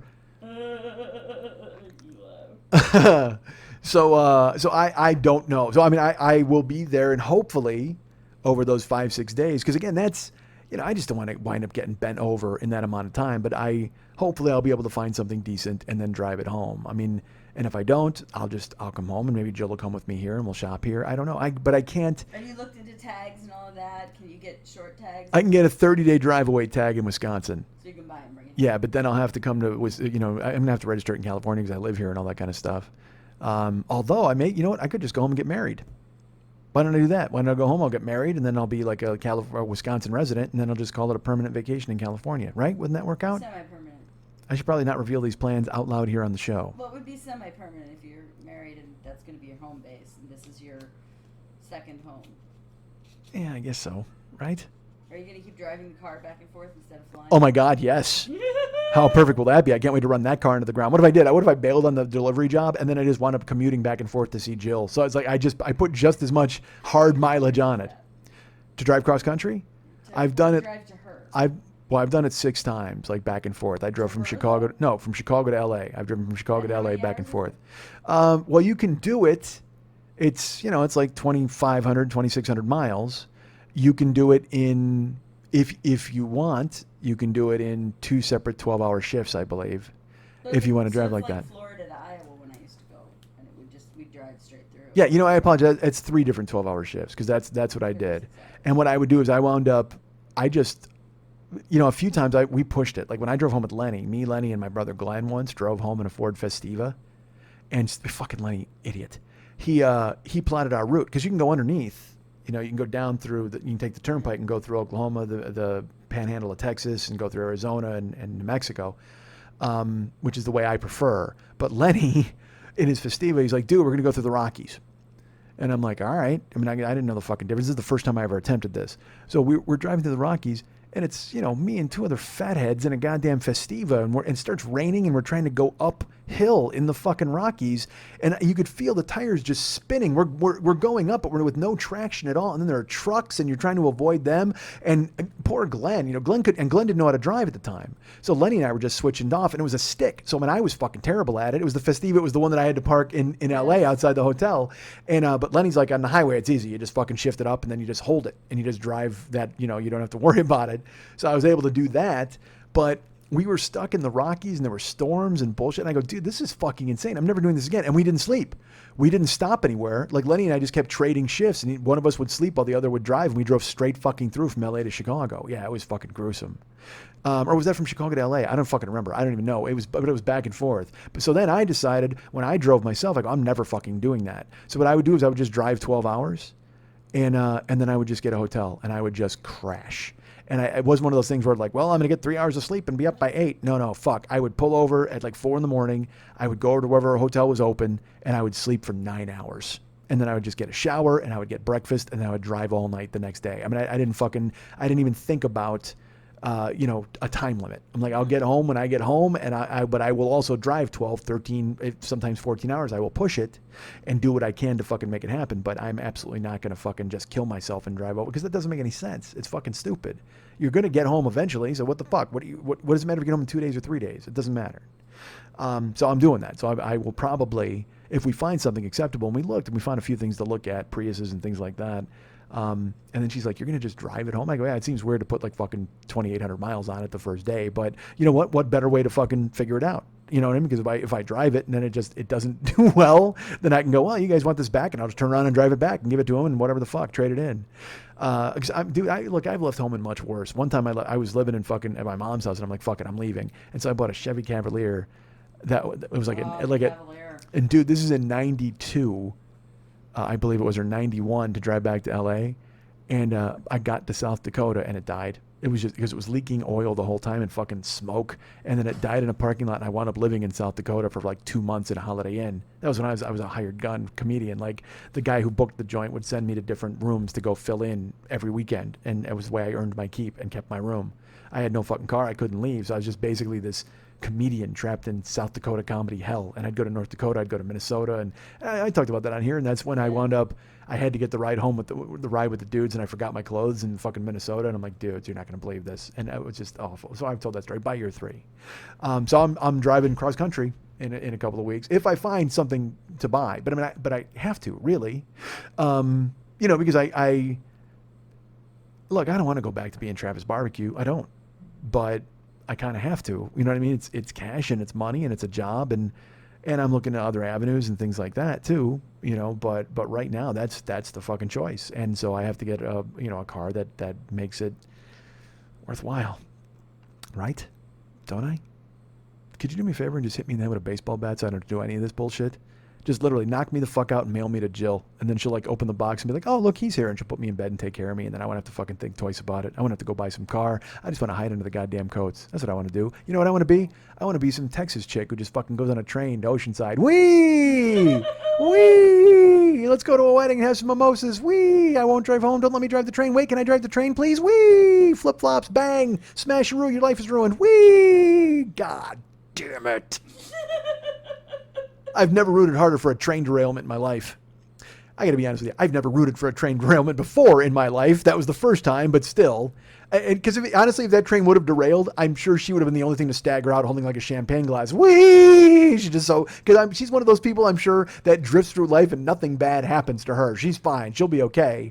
It's just her car is fucking ruined and nobody has to fucking acknowledge the fact that she's ruined lives all over the fucking place. She's just like, wee, god damn it, I hate that chick. I don't hate a lot of people. I might be upset about a lot of people, but literally the chain of events that this girl started is fucking infuriating. And the fact that she gets to skate on it and walk away, and I have her address. I could go and tell her all of this. I could go knock on her goddamn door. I could sit outside like goddamn Cyrano, like a weird reverse Cyrano, where I'm just like, you know what? Maybe I get a good looking guy to throw pebbles at her window, and when she opens it up and she's like, oh my gosh, do you love me? And I'll just whisper vitriol from the bushes for him to fucking say up to her and fucking piss her off, right? I'm Cyranope. That's who I am. Fuck Cyrano. I'm fucking Cyranope. I'll just fucking give him a bunch of evil shit to say to her, and she'll just be like, oh my God, I can't imagine she'll close the window. But every night I'll come back with a different hunk, and every night I'll hide in the bushes, and I'll have different fucking mean things to say to her and ask her to pay for my goddamn car, right? I should do that. I got her address. Here it is, by the way. What if I did that? Gave it out. Everybody met me over there, just this fucking posse with fucking torches. Oh, God, I'm infuriated. Well, we should just put in a break, man. You should take off now. You should come back and do more show. I don't want to do show alone, though. All right, say goodbye to Lily, everybody.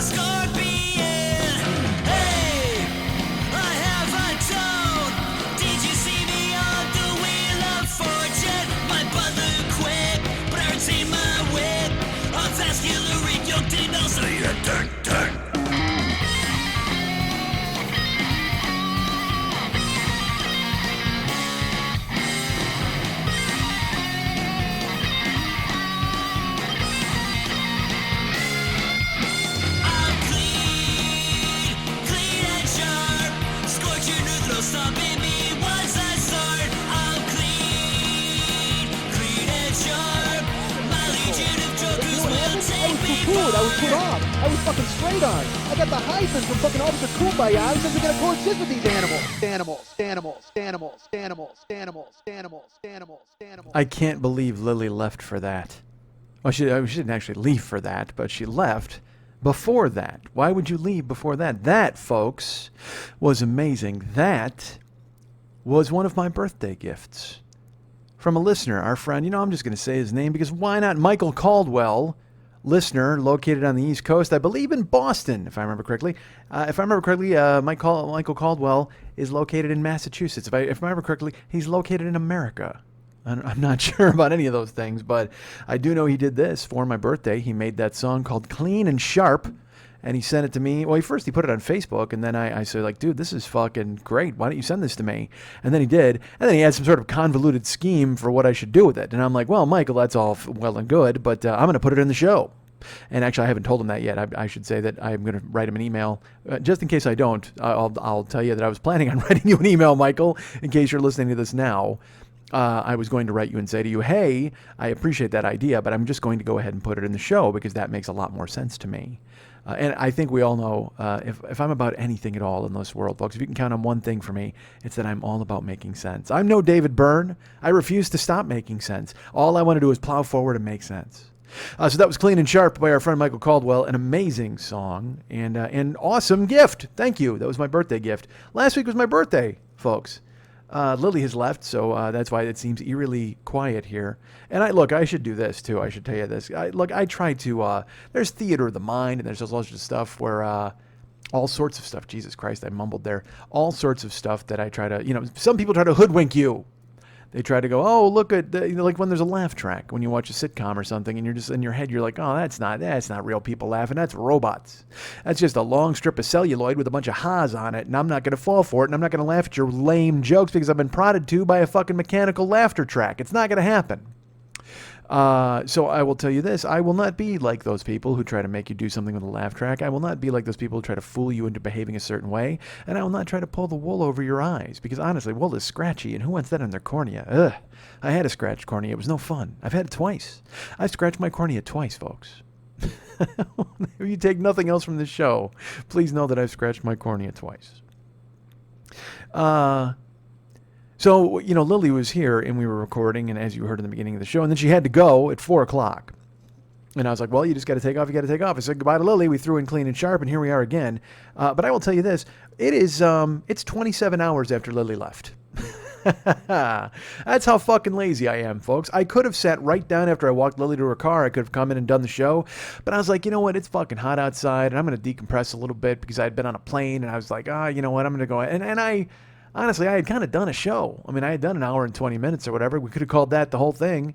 But having not told you about last week and my trip, I felt like it would be disingenuous to just bail. I was going to wrap it up with Lily, and then I went, well, I'm just going to let her go. Because this newfound power, I think it is, that I have, this newfound ability to edit the show and do it myself, that's fucking dangerous. I won't lie to you. That is a dangerous fucking thing. It's cool in one way, in that if I wanted to, I could record the show on a fucking Sunday or a Monday or from a plane or a train or a fucking airport, wherever the fuck I wanted. You know, I was doing it in the phone and then sending it to her. But now knowing I have the laptop and the microphone and I can get it done myself, that allows me a little bit of leeway. Well, if you've been listening to this show for any amount of time, you know the most dangerous fucking thing you can hand me is any sort of amount of leeway. Because I will stall and fucking stall and hide under the coats until the very last minute. And that's what we've done now. It is 7:20 on Wednesday, August 5th, 7 p.m., 7:20 p.m. on Wednesday, August 5th. And normally the show's over by now, and I've already talked to Mex about the artwork, and I've gone ahead and updated him and told him what we need to do. We've discussed it. Well, here we are starting what I would consider the second half of the show. And I don't even know how long this could go. I could wrap it up right fucking now if I wanted. Look at the show I've handed you guys. It's been me and Lily and a car wrap-up and Clean and Sharp, and you've got it all. And yet I force myself to come to the microphone. And look, the last thing you want to hear is a guy fucking forcing himself to talk. But I'm not forcing. I have things to say. I have things that I want to tell you. And I could have probably held them until next week, but that doesn't seem fair. Or does it? I don't know. But it is. It's like fucking 20 after 7 o'clock p.m. So it's 9:30 Mex's time. So when I call him, and he already called. By the way, he already called me an hour ago, and he's like, "Dude, what's going on?" And then in the interval, I will tell you what I did today. I went ahead and recorded a podcast called. I recorded the hockey podcast. I think I mentioned that in the first half of the show. Was there a first half of the show? I don't remember. I don't even remember. I literally said to her today, and I'm like, "What was the name going to be of the show?" Because I have no clue, no fucking idea. But today I got up and I went to the gym, and then I went ahead and I did that hockey podcast, and I came back here to the house, and I'm sick. I don't know what the fuck happened. I don't know if it's just from flying and doing all that bullshit. You know, you're in a plane, which is a gigantic, petri dish for people. But I came home, like it happened earlier today. I was in Erica's car on the way to that fucking podcast, and I said to her, I go, "Do you have any aspirin or anything? I'm like sick, like my stomach hurts and my eye, I got a headache in my eye, and which is better than an earache in my eye." Right, Basketball Jones? So I didn't feel right earlier, and then I got home after being out with Erica, and me and her and her son went, and they wanted to stop for lunch, and because I offered to get them lunch because of their shuttling me around all over the fucking town, and I got into my apartment, and immediately I was just this general fucking malaise invaded my body. So I'm sick as I bring you this second half of the podcast. So then, of course I was all gung-ho, woohoo, I can't wait to finish the show. And now as I was sick, I'm like, I just want to do nothing but lie down. But that can't happen because we got a show to do, for fuck's sake. And then we got to edit it. Oh man, it's going to be a long couple of hours here. And you know who doesn't want to hear that? Fucking David, because I'm supposed to call him and go, hey dude, here's the artwork. But we're talking. So Clean and Sharp, that was a birthday gift for me from our great friend, Michael Caldwell. Last week was my birthday, July 29th. I am now 48 years old, as I mentioned in the beginning of the show when I talked about getting a Mercury. And last week was also, I took a trip. I went to Milwaukee to see my beautiful girlfriend, Jill, and she had arranged a bunch of birthday stuff for me to do last week. And I was excited about it.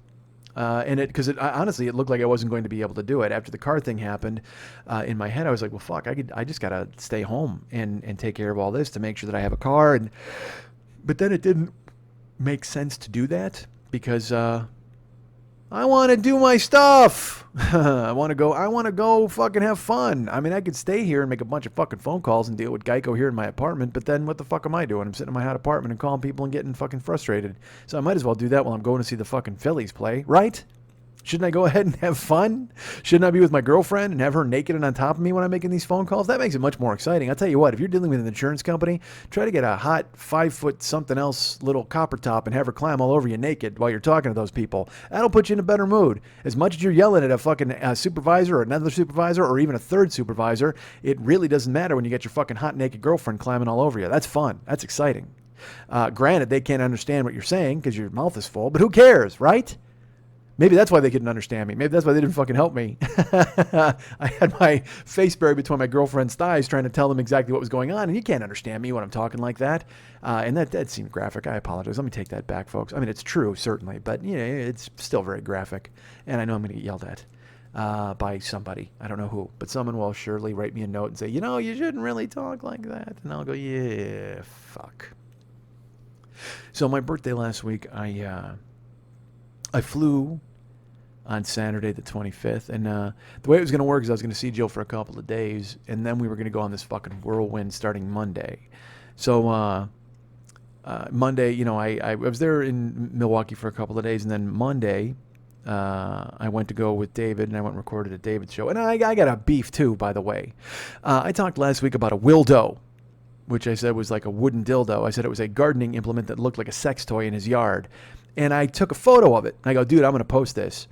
Well, then, before I got a chance to post it, because I was going to wait until the show came out and I talked about it, he put up a fucking quiz, and he took a picture of it, and he's like, Mike thought that this was a sex toy, but in reality, and then he had a quiz about other sex toys and real objects and that sort of thing, and it was funny, but the angle that he took, the photo that he took of the fucking gardening thing, you know what it looked like? A goddamn gardening tool. That's exactly what it looked like. It looked like a fucking garden spade. And look, I know what a garden spade looks like, but if you would see the fucking angle that I took, that I saw, perhaps you too would be fooled and think it was some sort of yard dildo. That's what you would think. And so part of me then wanted to go publish the photo, but then it would have been buried in the comments and nobody would have seen it. And then I would have looked like an idiot even more because I would have chased it and said, no, this is what it looks like. I'm whining. But, if you want to see the picture of the Wildo, I'll put it up on the Joker's page and you can decide for yourself. Because, again, when you see it the way he posted it, it looks like a fucking gardening tool. When you see it the way I posted it, it looks like a fucking disembodied cock on his goddamn porch. Which, by the way, is much worse than egging. I'm not going to lie to you. When we did that as kids, if you wanted to bother somebody, you egged their house. If you really wanted to give them a message, you just threw a disembodied cock up on their porch. And they were like, we better get out of town, or yay, our football team's going to win. It was like TPing the fucking trees. There's TP in the trees, there's egg yolk all over the porch, and then a disembodied cock just lurking right there by the mailbox. That's how you win a football game, folks. That's how you rev up a team. Get the fucking cheerleading squad out there to throw disembodied cocks up by your fucking mailbox. Boom. Your team will totally respond the next day as they fucking wonder who the hell lost a cock. So I went to David's house on Monday and recorded the show. And then I had to drive back and get Jill in Milwaukee. And then we were staying in Chicago that night. So it was kind of a fucking zigzagaroo. She had to work. So I dropped her at work. I took her car and I bailed and I went down to where David lives. I did the show. And then I had to drive back up to Wisconsin and pick her up at work. And then we had to drive back down to Chicago. And I know you're thinking that sounds like a lot of driving. Oh, fuck, folks. Literally, it was a precursor. It was nice practice for the rest of the goddamn week, as you'll hear. So I go up and I get Jill, and we drove. And I should tell you this, too, as it applies to driving. Jill and I had plans. We were sitting down and figuring out what we were going to do for the week. And she, on Thursday, we were going to see the Phillies on Thursday night. And she's like, hey, what if we... Because, I had an idea... And we both came up on the idea of possibly going to see the Mets in New York in the daytime at noon, because they played at noon, and then go see the Phillies at night at 7 o'clock in Philadelphia. 2 games, 2 separate cities, same day. It was fucking amazing. It was a great idea. So we sat down to try to figure out how to do it. Now, we could have taken an Amtrak train, and then I looked at the prices, and I was like, Amtrak, do you realize that you're fucking Amtrak? Like, you are aware of that, right? You know that you're a train and an antiquated system of transportation, and nobody really fucking should pay you anything more than $5 to take us anywhere, because all you do is crash and hate people. I don't know if Amtrak is actively hating people, but I certainly can tell you they're crashing. But apparently, I just, I thought it was going to be like a Subway deal where you paid like $15 or $20 and it took you round trip. But no, man, it was like fucking $80. And all the cheap tickets were sold out, which are the classic car or whatever the fuck. But it was like $80, $85 each way for both of us. So we're looking at $350 or whatever the fuck. And I'm like, dude, I love the idea of seeing the Mets and the Phillies in the same day, but holy God, that's a lot of cash. So then we looked to go, that was from Philadelphia to New York via train. Then there was like a fucking jackpot bus. And I do not want to take the jackpot bus or whatever the fuck. I talked about it on another show. When I was in Philadelphia before, I was walking on the street. Or no, it was in D.C. That's exactly where I was. I was in D.C. and I think I was with Joel. And we're walking after the Wizards game. And we came upon a train or a bus. It was a bus that was heading to New York City from Washington, D.C. And there was just this passel of Asians waiting to board the bus, and they all had fucking like cardboard boxes tied together with yarn, and that was their luggage. Oh, it just looked like it was going to be a mobile sweatshop. Like, you know what? Those cardboard boxes tied together with yarn, they may not have been luggage. They may have just been holding scraps of fabric and iPhone watch parts. That's exactly what it was. The bus was just a mobile sweatshop, and I'm lucky I didn't get on it because right now I'd be in a goddamn somewhere in China sewing Nikes. I'd be the biggest fucking dude there. You know what I'd be? I'd be like the elf of a Chinese sweatshop, like Will Ferrell. You know when he goes to Santa's workshop and they're all like real tiny and they're making the fucking toys and he can barely fit in there? That's who I'd be. I'd be the Will Ferrell as elf of a Chinese sweatshop if I showed up and they'd be making me like fucking iPhone parts and I'd be breaking fucking stools. Terrible. So it's a good thing I didn't get on that bus. So that's all I can think of. I was like, there's a fucking jackpot bus from Philly to New York, but it just wasn't for me. And I also didn't want to bring Jill on a fucking bus, dude. I barely want to put her in the Murano when she was here. She's gorgeous. She should float. Honestly, I should buy her a cloud. I need to get a fucking genie. Does anybody know a genie who can get me a carpet that would fly my beautiful girlfriend around so she'd have to sully herself in normal vehicles?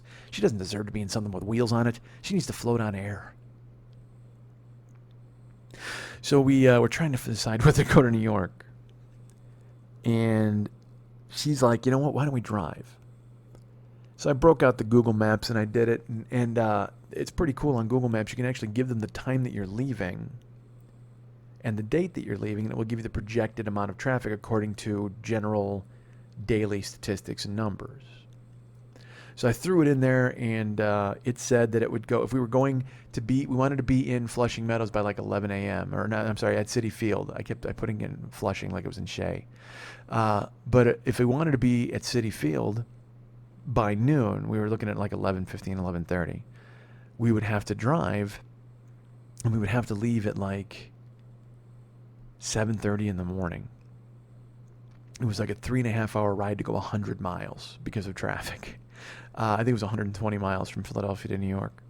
And it was a 3.5-hour ride in the morning because, again, the commute. And there's that thing in you where you go, well, that might not be true. I mean, I don't trust robots as a general rule. So this robot may be trying to throw me a curveball and not want me to get on the road. But in reality, the last thing you want to do is challenge the knowledge of the robots. Don't fly directly into the face of the conventional wisdom of the robots, because chances are you will get burned and you'll be sitting on some turnpike somewhere freaking the fuck out trying to scan the radio stations and wondering what you're going to do with yourself. So we had talked about driving to New York, and then we were like, well, what if we did this? Because the way our week was structured is, Tuesday we were flying into Pittsburgh, and then we were staying in Steubenville, Ohio, and then we had a concert. Then I'll get to all this. And so Wednesday was a day where we had plans, and she's like, well, instead of doing that on Wednesday, why don't we try to go to the Met game on Wednesday, which meant we would have had to drive from Pittsburgh to New York. And that was like 7 hours. And she's like, no, I think we could do that. That'd be fun. We could drive from Pittsburgh to New York on Wednesday, and then we'll look at doing our Wednesday thing on Friday, and we'll switch it around. And we were FaceTiming at the time, so I had her in my hand. I held her up, and I looked at her, and I said, honey, I love you. And I know you love me, but I've got to ask you a question. At this point, this early in our relationship, do you think it's wise that we take a 7.5-hour car ride together? And she's like, well, yeah, why wouldn't we? So let me ask you this. Let me rephrase it. Do you think that we could be in a car for 7.5 hours? Let me rephrase that even. Do you think that you could be in a car with me for 7.5 hours and the two of us wouldn't want to kill each other? And her face was gorgeous because she kind of was alarmed by that. And I will say this, Jill she has a habit of, it's almost as if she forgets who she's dating or who she's with. Because what she will do is she will all of a sudden take what I said completely literally. And she looks at me, and her face kind of gets, first it's shocked and surprised, And then she kind of makes a sad face and she goes, "Do you want to kill me?" And I, first of all, I don't know where the fuck that came from. No, I didn't. That's not what I said at all. I didn't say, let's take a car ride so I can murder you. I mean, certainly that may be coming in the future. Who knows? And she, believe me, she's no doubt thinking it every time we take a car ride. I don't give a fuck if we're going to CVS or we're going to fucking New York from Pittsburgh. She's got to be thinking at some point in every car ride with me, I might kill this guy. Seriously, I may kill him and just dump his fucking body. But I wasn't saying to her that I wanted to kill her. I was just saying, do you think that the two of us, because you know, I love Jill and Jill loves me, but we both still have our stuff. Like, I got stuff in me, she's got stuff in her, and sometimes our stuff kind of bangs into one another. Like, it just kind of collides. And then we've got to both, you know, throw a rope out of the television and hope that Craig T. Nelson can pull us out and make sure everything's okay. You know, I mean, we wind up being Carol Ann and we get sucked into that vortex, and then we just need to be saved and be, you know, eventually the two of us are just sitting there covered in purple goo and staring at one another and we're going, you good? Yeah, you good? All right, we're good. Cat's game, we're fine. It just happens. You know, and it happens in every relationship. You know, we haven't taken that long trip. We've been out. We've spent, you know, full days together. We've walked around, but it just seemed like in a car, in a tiny space next to one another, and driving, because the whole week necessitated a ton of driving, and I didn't want her to, you know, just go, yay, wee, we'll go, wee, because you have to recognize that at some point, you know, some person changes the wrong radio station or somebody's water gets warm and you need to stop for more. And, you know, because she winds up apologizing to me for shit all the time. She's like, oh, I'm sorry, I didn't mean to wake you up. And I'm like, oh, it doesn't matter. I want to be awake with you. Yeah, no, I wish you'd go back to sleep, though. I didn't mean to wake you. Dude, you don't have to apologize. It's fine. We're both still in that phase, and it's because of who we are as people. We don't want to do anything that would make life harder for the other person. You know, I just want Jill to be happy. Like I just said, fuck, I didn't even want her in a car. I wanted to float around in a goddamn carpet forever. And she feels the same way about me. She would just do anything she could to make me happy. And so then when you do that, you both kind of wind up overcompensating, and eventually you're in a car at the side of the road in West Virginia throttling one another. And I didn't want that to fucking happen. Not that that's happened with her, and we're not throttling one another, because it's another thing she does. Like I said, she takes me literally. Like when I said, are we going to kill each other? She's like, do you want to kill me? Well, now she's like, honey, I don't want people to think that I'm going to throttle you. Nobody thinks you're going to throttle me. It's fine, honey. They know I'm goofy. They know I'm talking in hyperbole. We're just joking. It's a fun show. Ha ha ha ha. Right? So I said, hey man, do you think that there's any way we can go and do this and not kill one another? And she took that weird. And she said, well, no, I think we'll be fine. I said, all right. I mean, if that's the case, we can plan it. But I got to be honest, I just think 7 hours in the car is a long fucking time. Let's look at doing it in bite-sized chunks. Like 3 hours, 3.5 hours, certainly. That sounds better.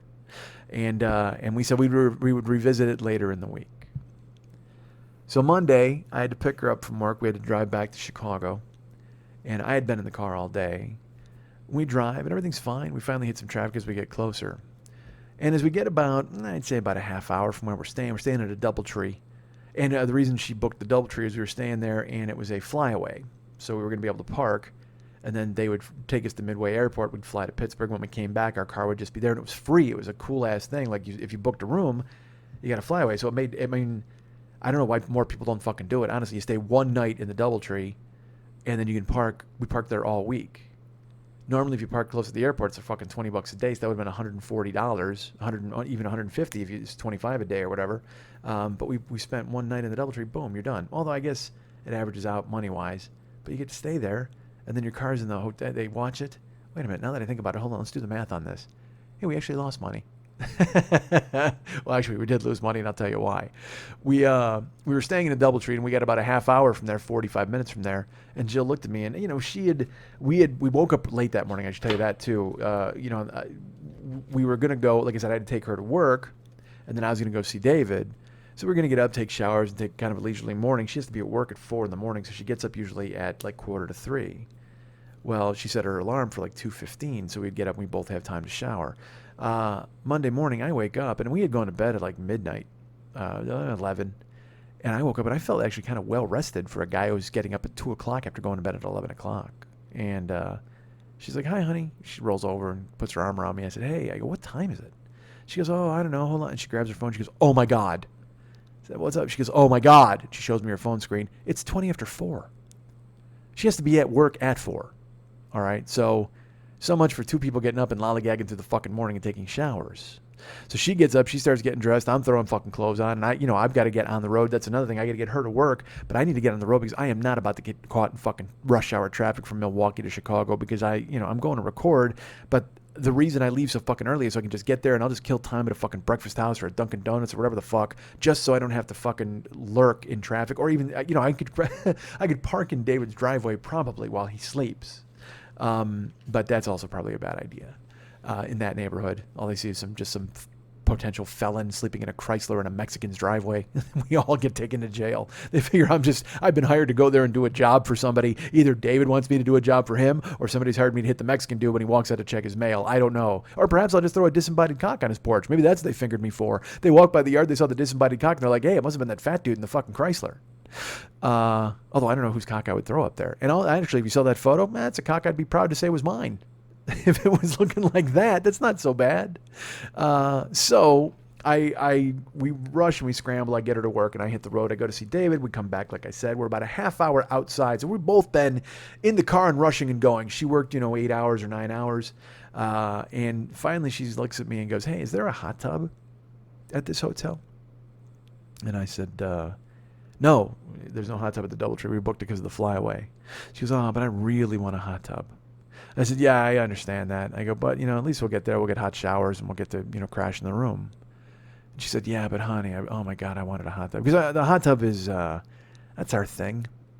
Every hotel we go to, we love the hot tub. We'll spend a couple hours in there. Because, and not even, fucking rampaging. There's no sex involved, obviously, because it's a public hot tub. We can't do that. As much as I'd like to, we can't.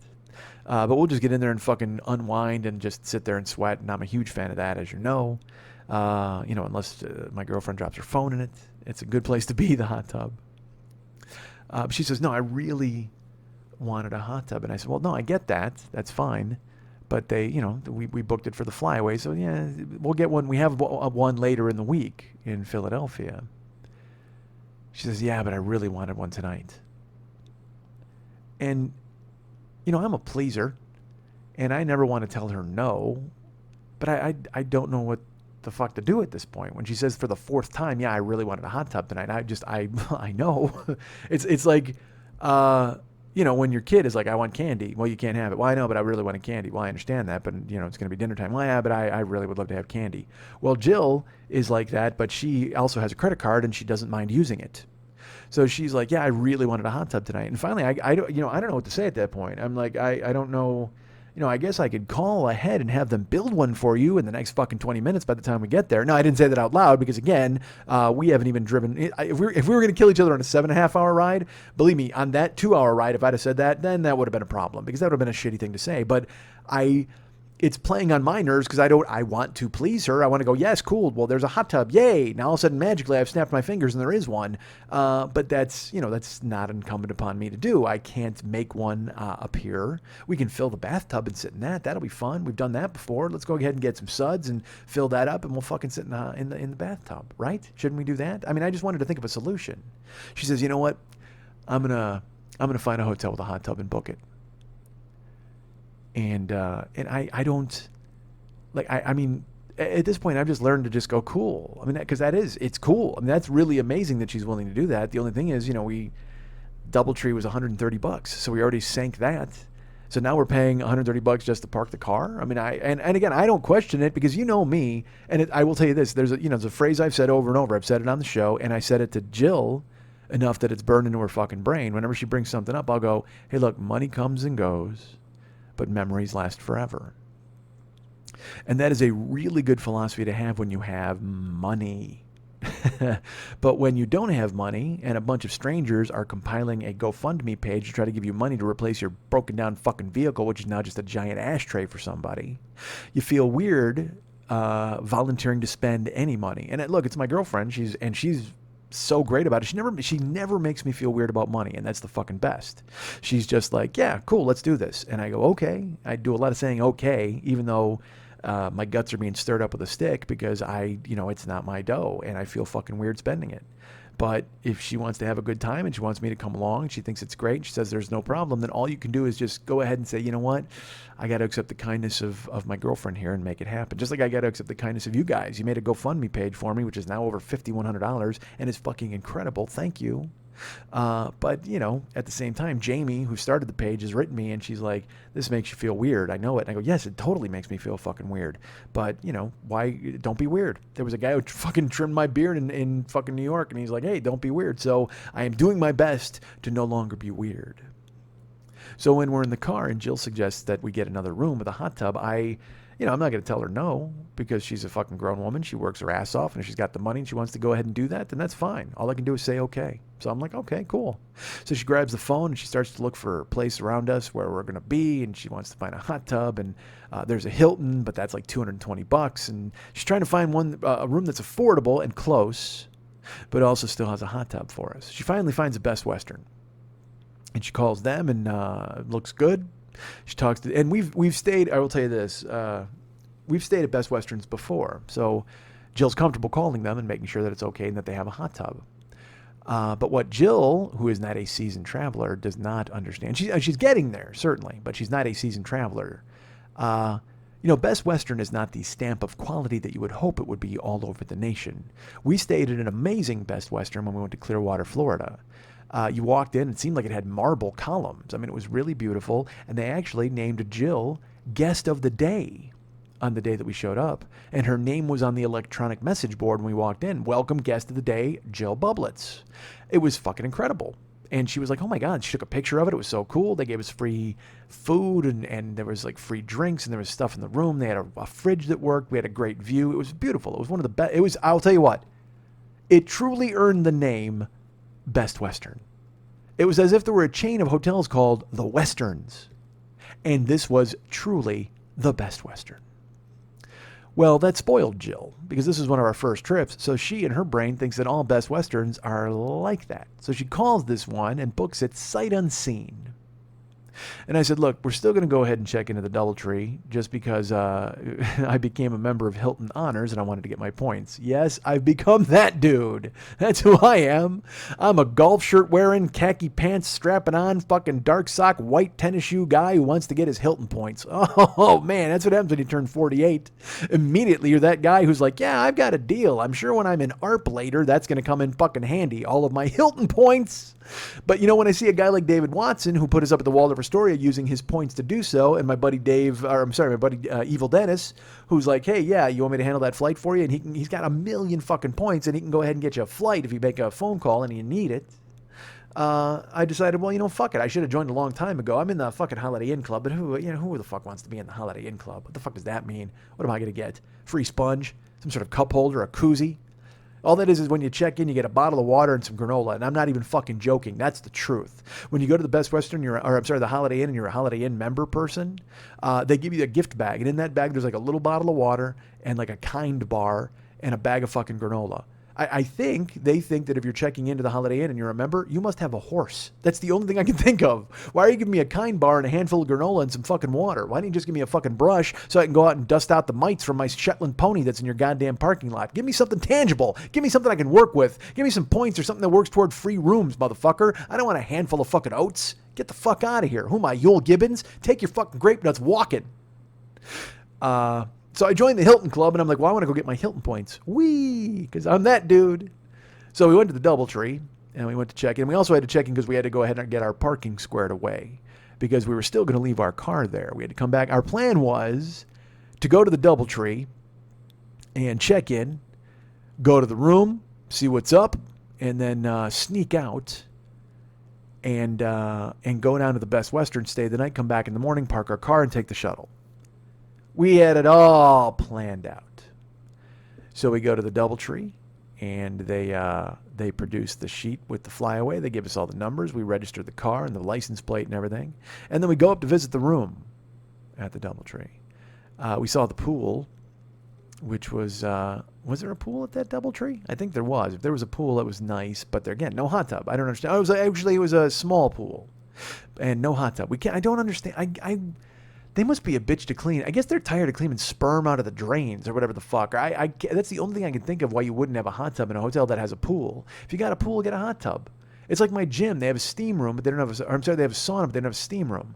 There must be something about moistness or wet that they can't fucking abide by. You know, hot tubs or steam rooms are just so fucking hard to clean. Is that it? I don't know. So we walk by the pool. We go up to our room. We check in. And it was a nice room. First of all, I'll tell you, look, I'm not that well entrenched into the Hilton Honors Club yet because they gave me a room with 2 double beds. The fuck, man? You see me. I'm clearly a king. I might be a queen, but 2 double beds? What do you do? But I will tell you this, though. And I'm sure someone's going to yell at me for this, but 2 double beds, I don't mind that when I'm with Jill because that just gives me 2 beds to ruin. I'm excited about that. We stayed in Lisle, Illinois once. We went to a hotel and we walked in and I was pissed at first. I'm like, man, look at these 2 fucking double beds. And, by the morning, they were both fucking just soaked through and destroyed. And I was like, yeah, all right, you know what? Never mind. I can work with this. I can make this happen. And honestly, with Jill, I could fucking check into a room. It's got if I could check into a manger with Jill, and the hay would be inedible by the end of it. Well, by any horse. I mean, I'd eat it all. I wouldn't care because it would be coated with fluids that I'd be enjoying. But that would be other. I don't think a horse is going to be on board with that. Perhaps I should go to the Holiday Inn and check with mine. Maybe if I go to a manger that gives away a Holiday Inn manger, if I go to a Holiday Inn manger that gives me a gift bag with oats, then I can satisfy my horse and then satisfy my girlfriend. I'll be fine with it. So I don't really give a fuck about 2 double beds because again that just means more work for the maid because it's more shit for me to fucking ruin with my girlfriend. So we go in. There's the beds, and we look at it's a nice room, but we want to go over to the Best Western, get into the hot tub because we've both been she's in her cubicle all day. I'm folded into a fucking car driving to and from and to Chicago, so I just want to go and fucking unwind and soak and relax. So I'm with her. I'm on board. Let's get a hot tub rolling. So we're in the DoubleTree, and I don't know if it was the malevolent streak in me from my high school days, hey, I got to ruin this place. I don't even know why it came upon me, but I said, you know what? I go, we got to make this room look kind of lived in, right? So what I really wanted to do was just throw her in one of the double beds and ruin it. I mean, but she was so kind of set on her hot tub. I'm like, all right, well, I better get her soaking before I get her naked. So here's what I did in the room for the DoubleTree, because I'm apparently a 13-year-old boy. I was like, all right, well, we can't leave this room unscathed. So I opened the curtains, and I turned the heat up to fucking 88, and then I went ahead and grabbed all the toiletries. I stole all the toiletries, and we left. That's what I did. I was like, yeah, these people are going to know that we're here. Ha ha. So I did. I opened the curtains, I stole all the toiletries, and I turned the heat up to 88, and we walked out the fucking door. We bailed. Or 85. It was 85, I think. And we left. And we're laughing. I'm giggling like a child.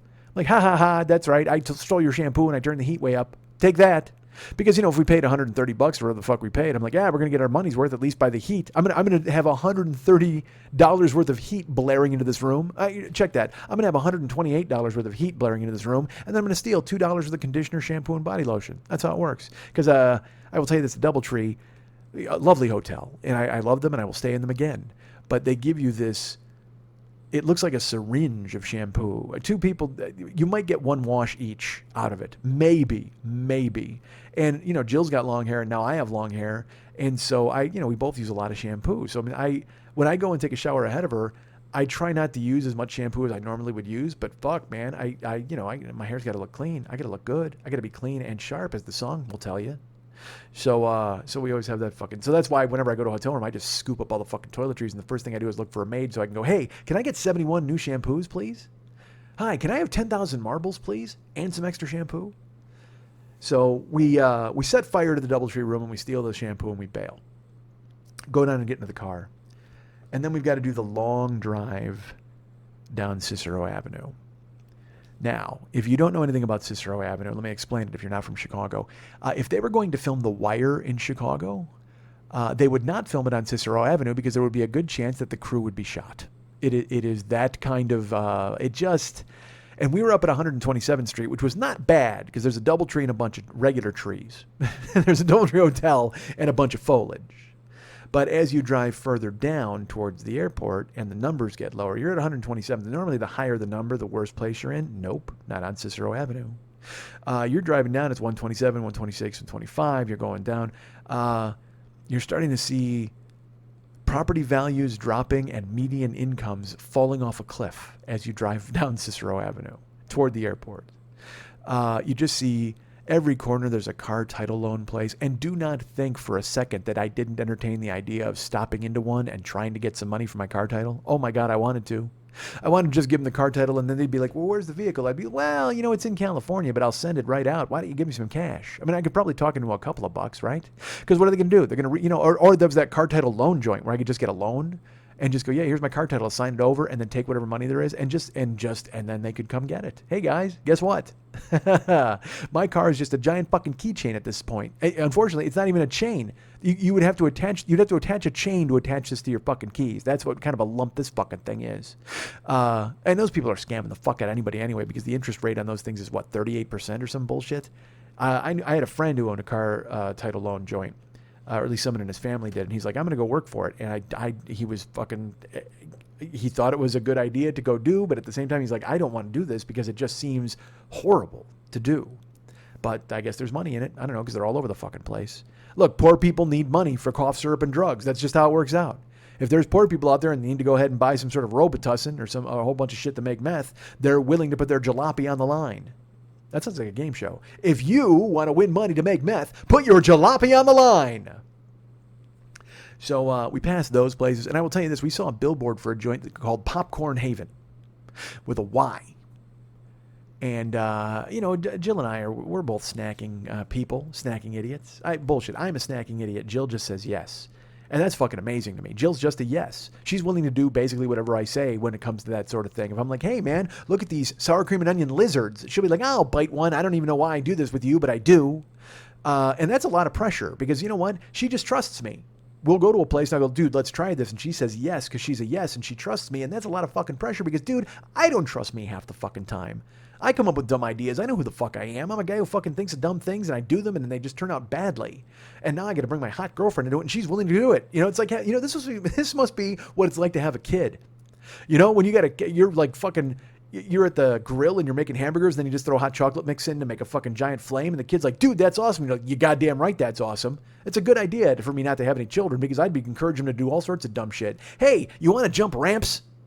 And some kid would be like, yes. Hey, you want to ride a skateboard down a steep hill in San Francisco? Of course I do. Hey, let's bite everything. All right, I'm on board, Dad. See, that's why it's a good thing Bomb Pop and Chinese Rick have not arrived, because the three of us would be just fucking terrorizing everybody. So, but Jill is like that with me. She's just like, yes, yeah, honey, I'm in. Like, I could probably say, hey, let's lick the sidewalk. I heard it's great in this part of town. She'd be like, I'm in, let's do it. Because she trusts me. She's a yes. So we had seen the billboard for Popcorn Haven. I'm like, dude, we should go ahead and then go in there because it said it had over 250 brands of popcorn. Now I don't even like popcorn that much. You know what? I like fresh kettle corn. I like that. But I just wanted to see what 250 varieties of fucking popcorn could possibly be. Because I know of 4. I know of 4 different kinds of popcorn. I know of cheddar. I know of caramel. I know of kettle. I know of pop. That's it. That's your 4 brands of popcorn. I can't imagine there's anything different than that, but it said it on the billboard. So we're driving down Cicero Avenue, and I should tell you this: we passed. Fuck, dude, we're on our way to the Best Western, and we passed.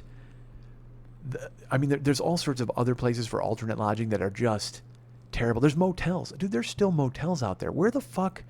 I don't even know why there are motels. Where you park right outside your door. Those just seem like a murder mall, right? Don't they? When you walk up and you just see all of the hotel room doors facing the parking lot, that's just a bunch of invitations for one dude to come along and kill a bunch of people at once. That's all it is. That's just one-stop shopping for a serial killer with a Jimmy. Any serial killer with a credit card, he just sees a motel as a murder mall. He's going to go ahead and pry every door and leave you lying dead in your fucking double bed. And boy, I'll tell you what, you think I can ruin a bed? Tell you what, a serial killer with a credit card can ruin a bunch of motel room beds in an hour and just fucking walk outside in the moonlight. The blood looks quite dark, so he's not going to get noticed, at least till the morning.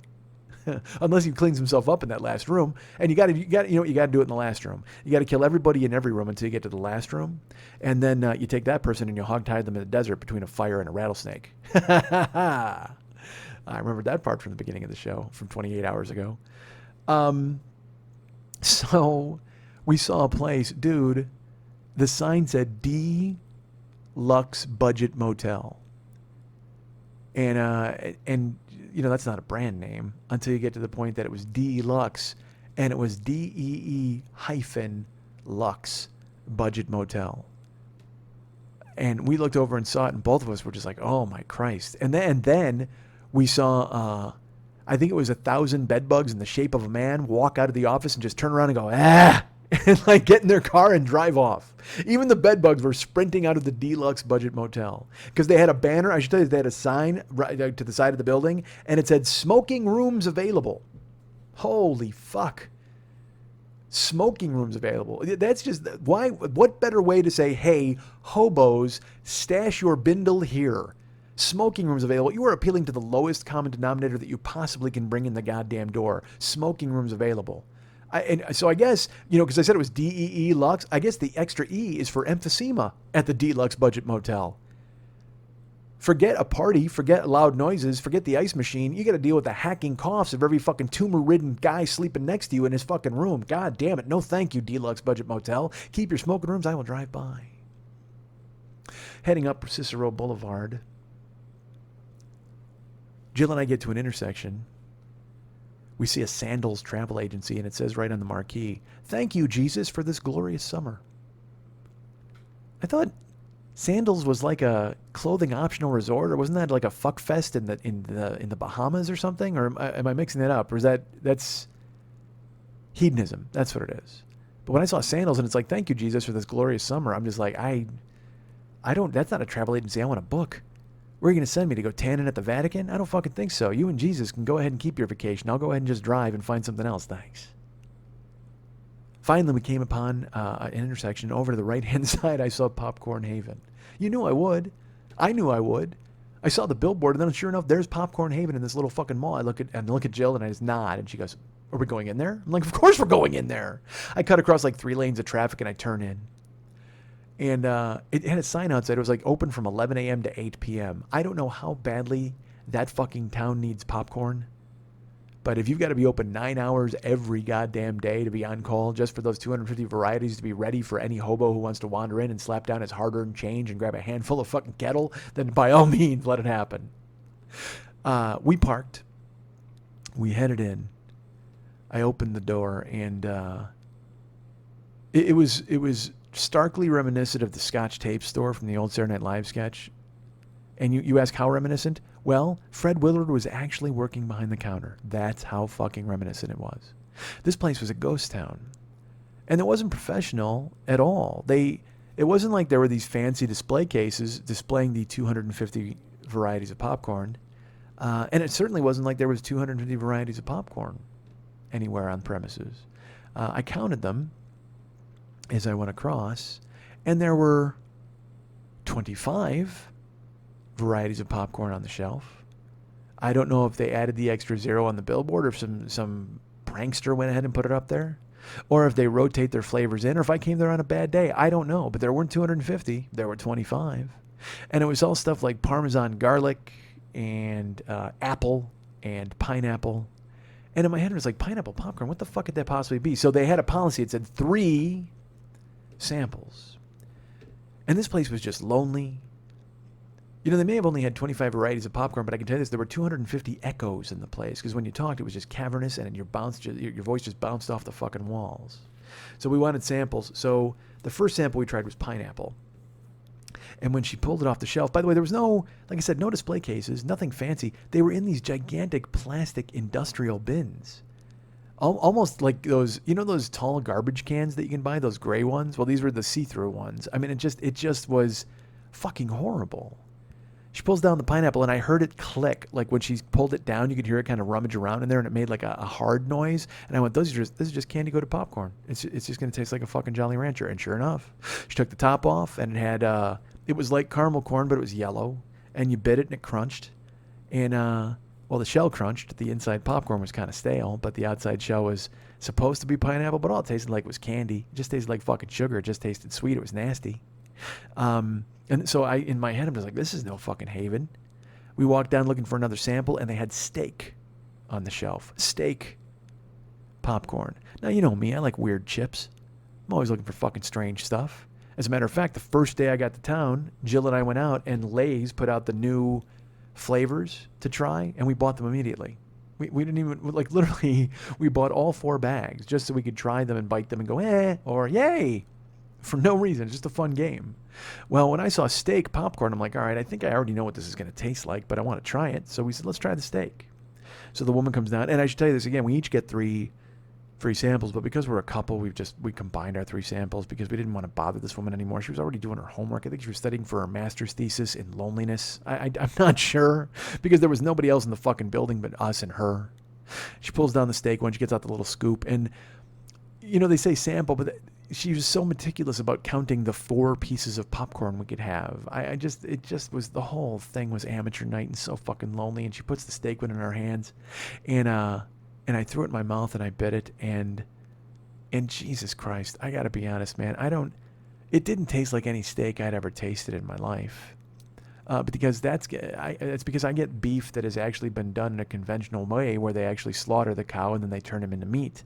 This tasted like steak if it had been a cow who had somehow thrown himself into traffic to be hit by a tractor trailer and committed suicide, and his overwhelming ennui for life had found its way somehow into the steak powder they sprinkled all over this goddamn popcorn. It was so horrifying. It tasted like sorrow. That's what it was. That's exactly what because the whole place was empty and she was doing fucking homework and it was just loneliness and sorrow. That's what it tasted like. It didn't taste like steak at all. You know what? The only steak it could possibly have tasted like, other than a suicidal cow, was the steak that a convict would order for his last meal on death row. I picture it having that sort of acrid metallic taste in his mouth as he realizes that the last thing he's ever going to put in his gullet other than fucking poison. Oh, it was so bad.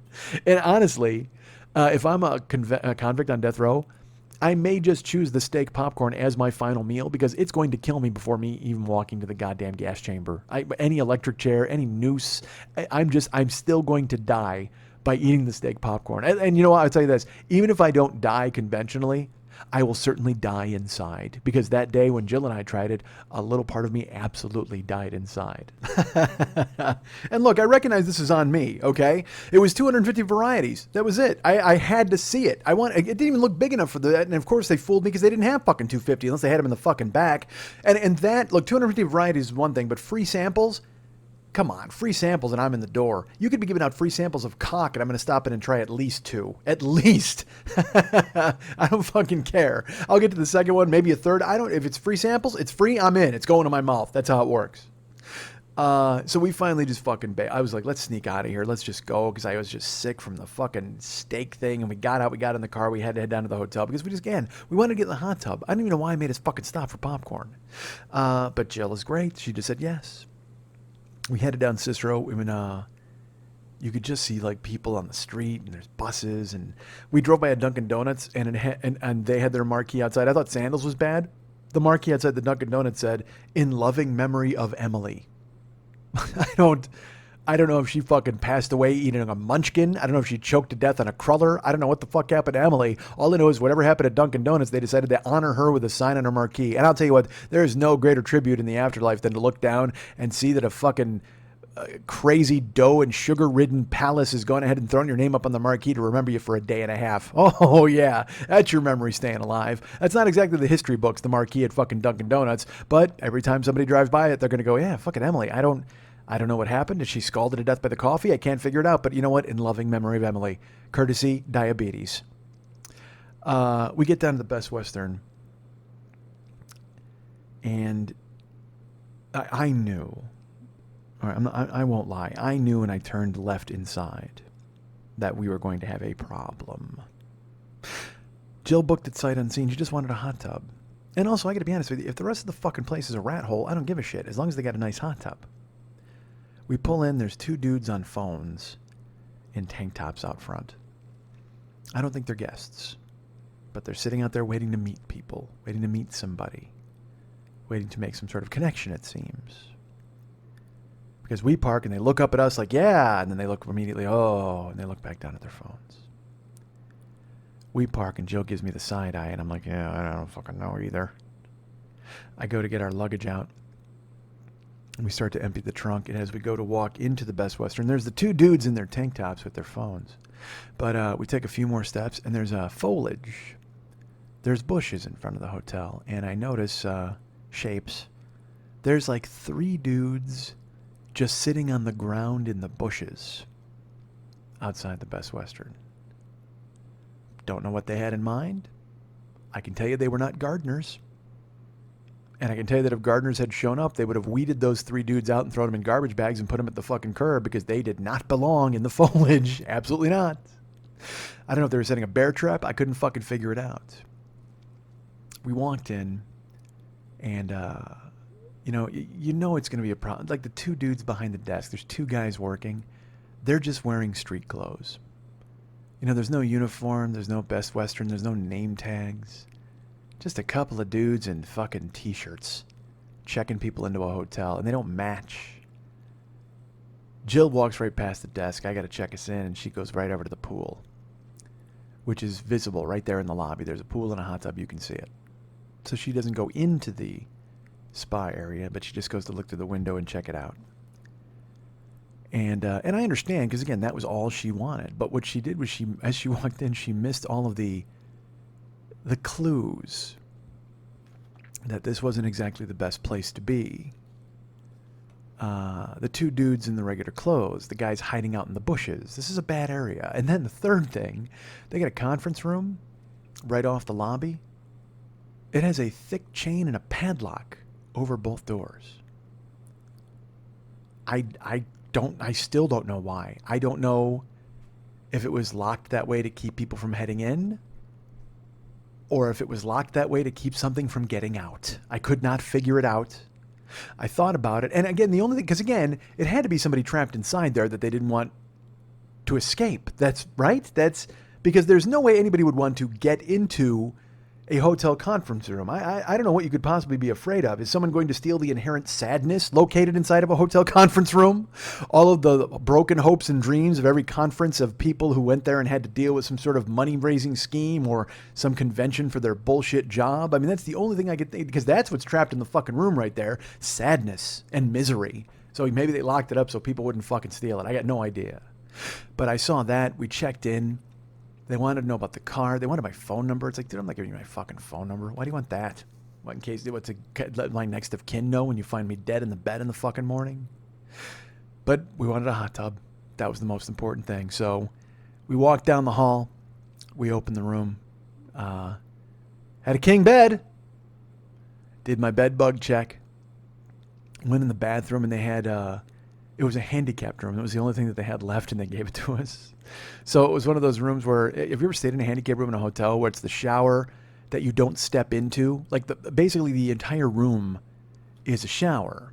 Because I guess if you're in a wheelchair, you got to get hosed off like an animal. I have no idea. And look, I don't want to say that. If you're in a wheelchair and you're listening, good for you. I'll show up wherever you are, and I'll push you all over town. We'll all be friends. But the bathroom doesn't have, it has a shower curtain, but it doesn't really have any walls, and there's no lip. You don't have to step over it. And there's a drain in the center of the fucking room. It's a handicapped bathroom is kind of like an autopsy room or a room at a morgue because they just, they let all the liquid drain into the center and go down the fucking drain.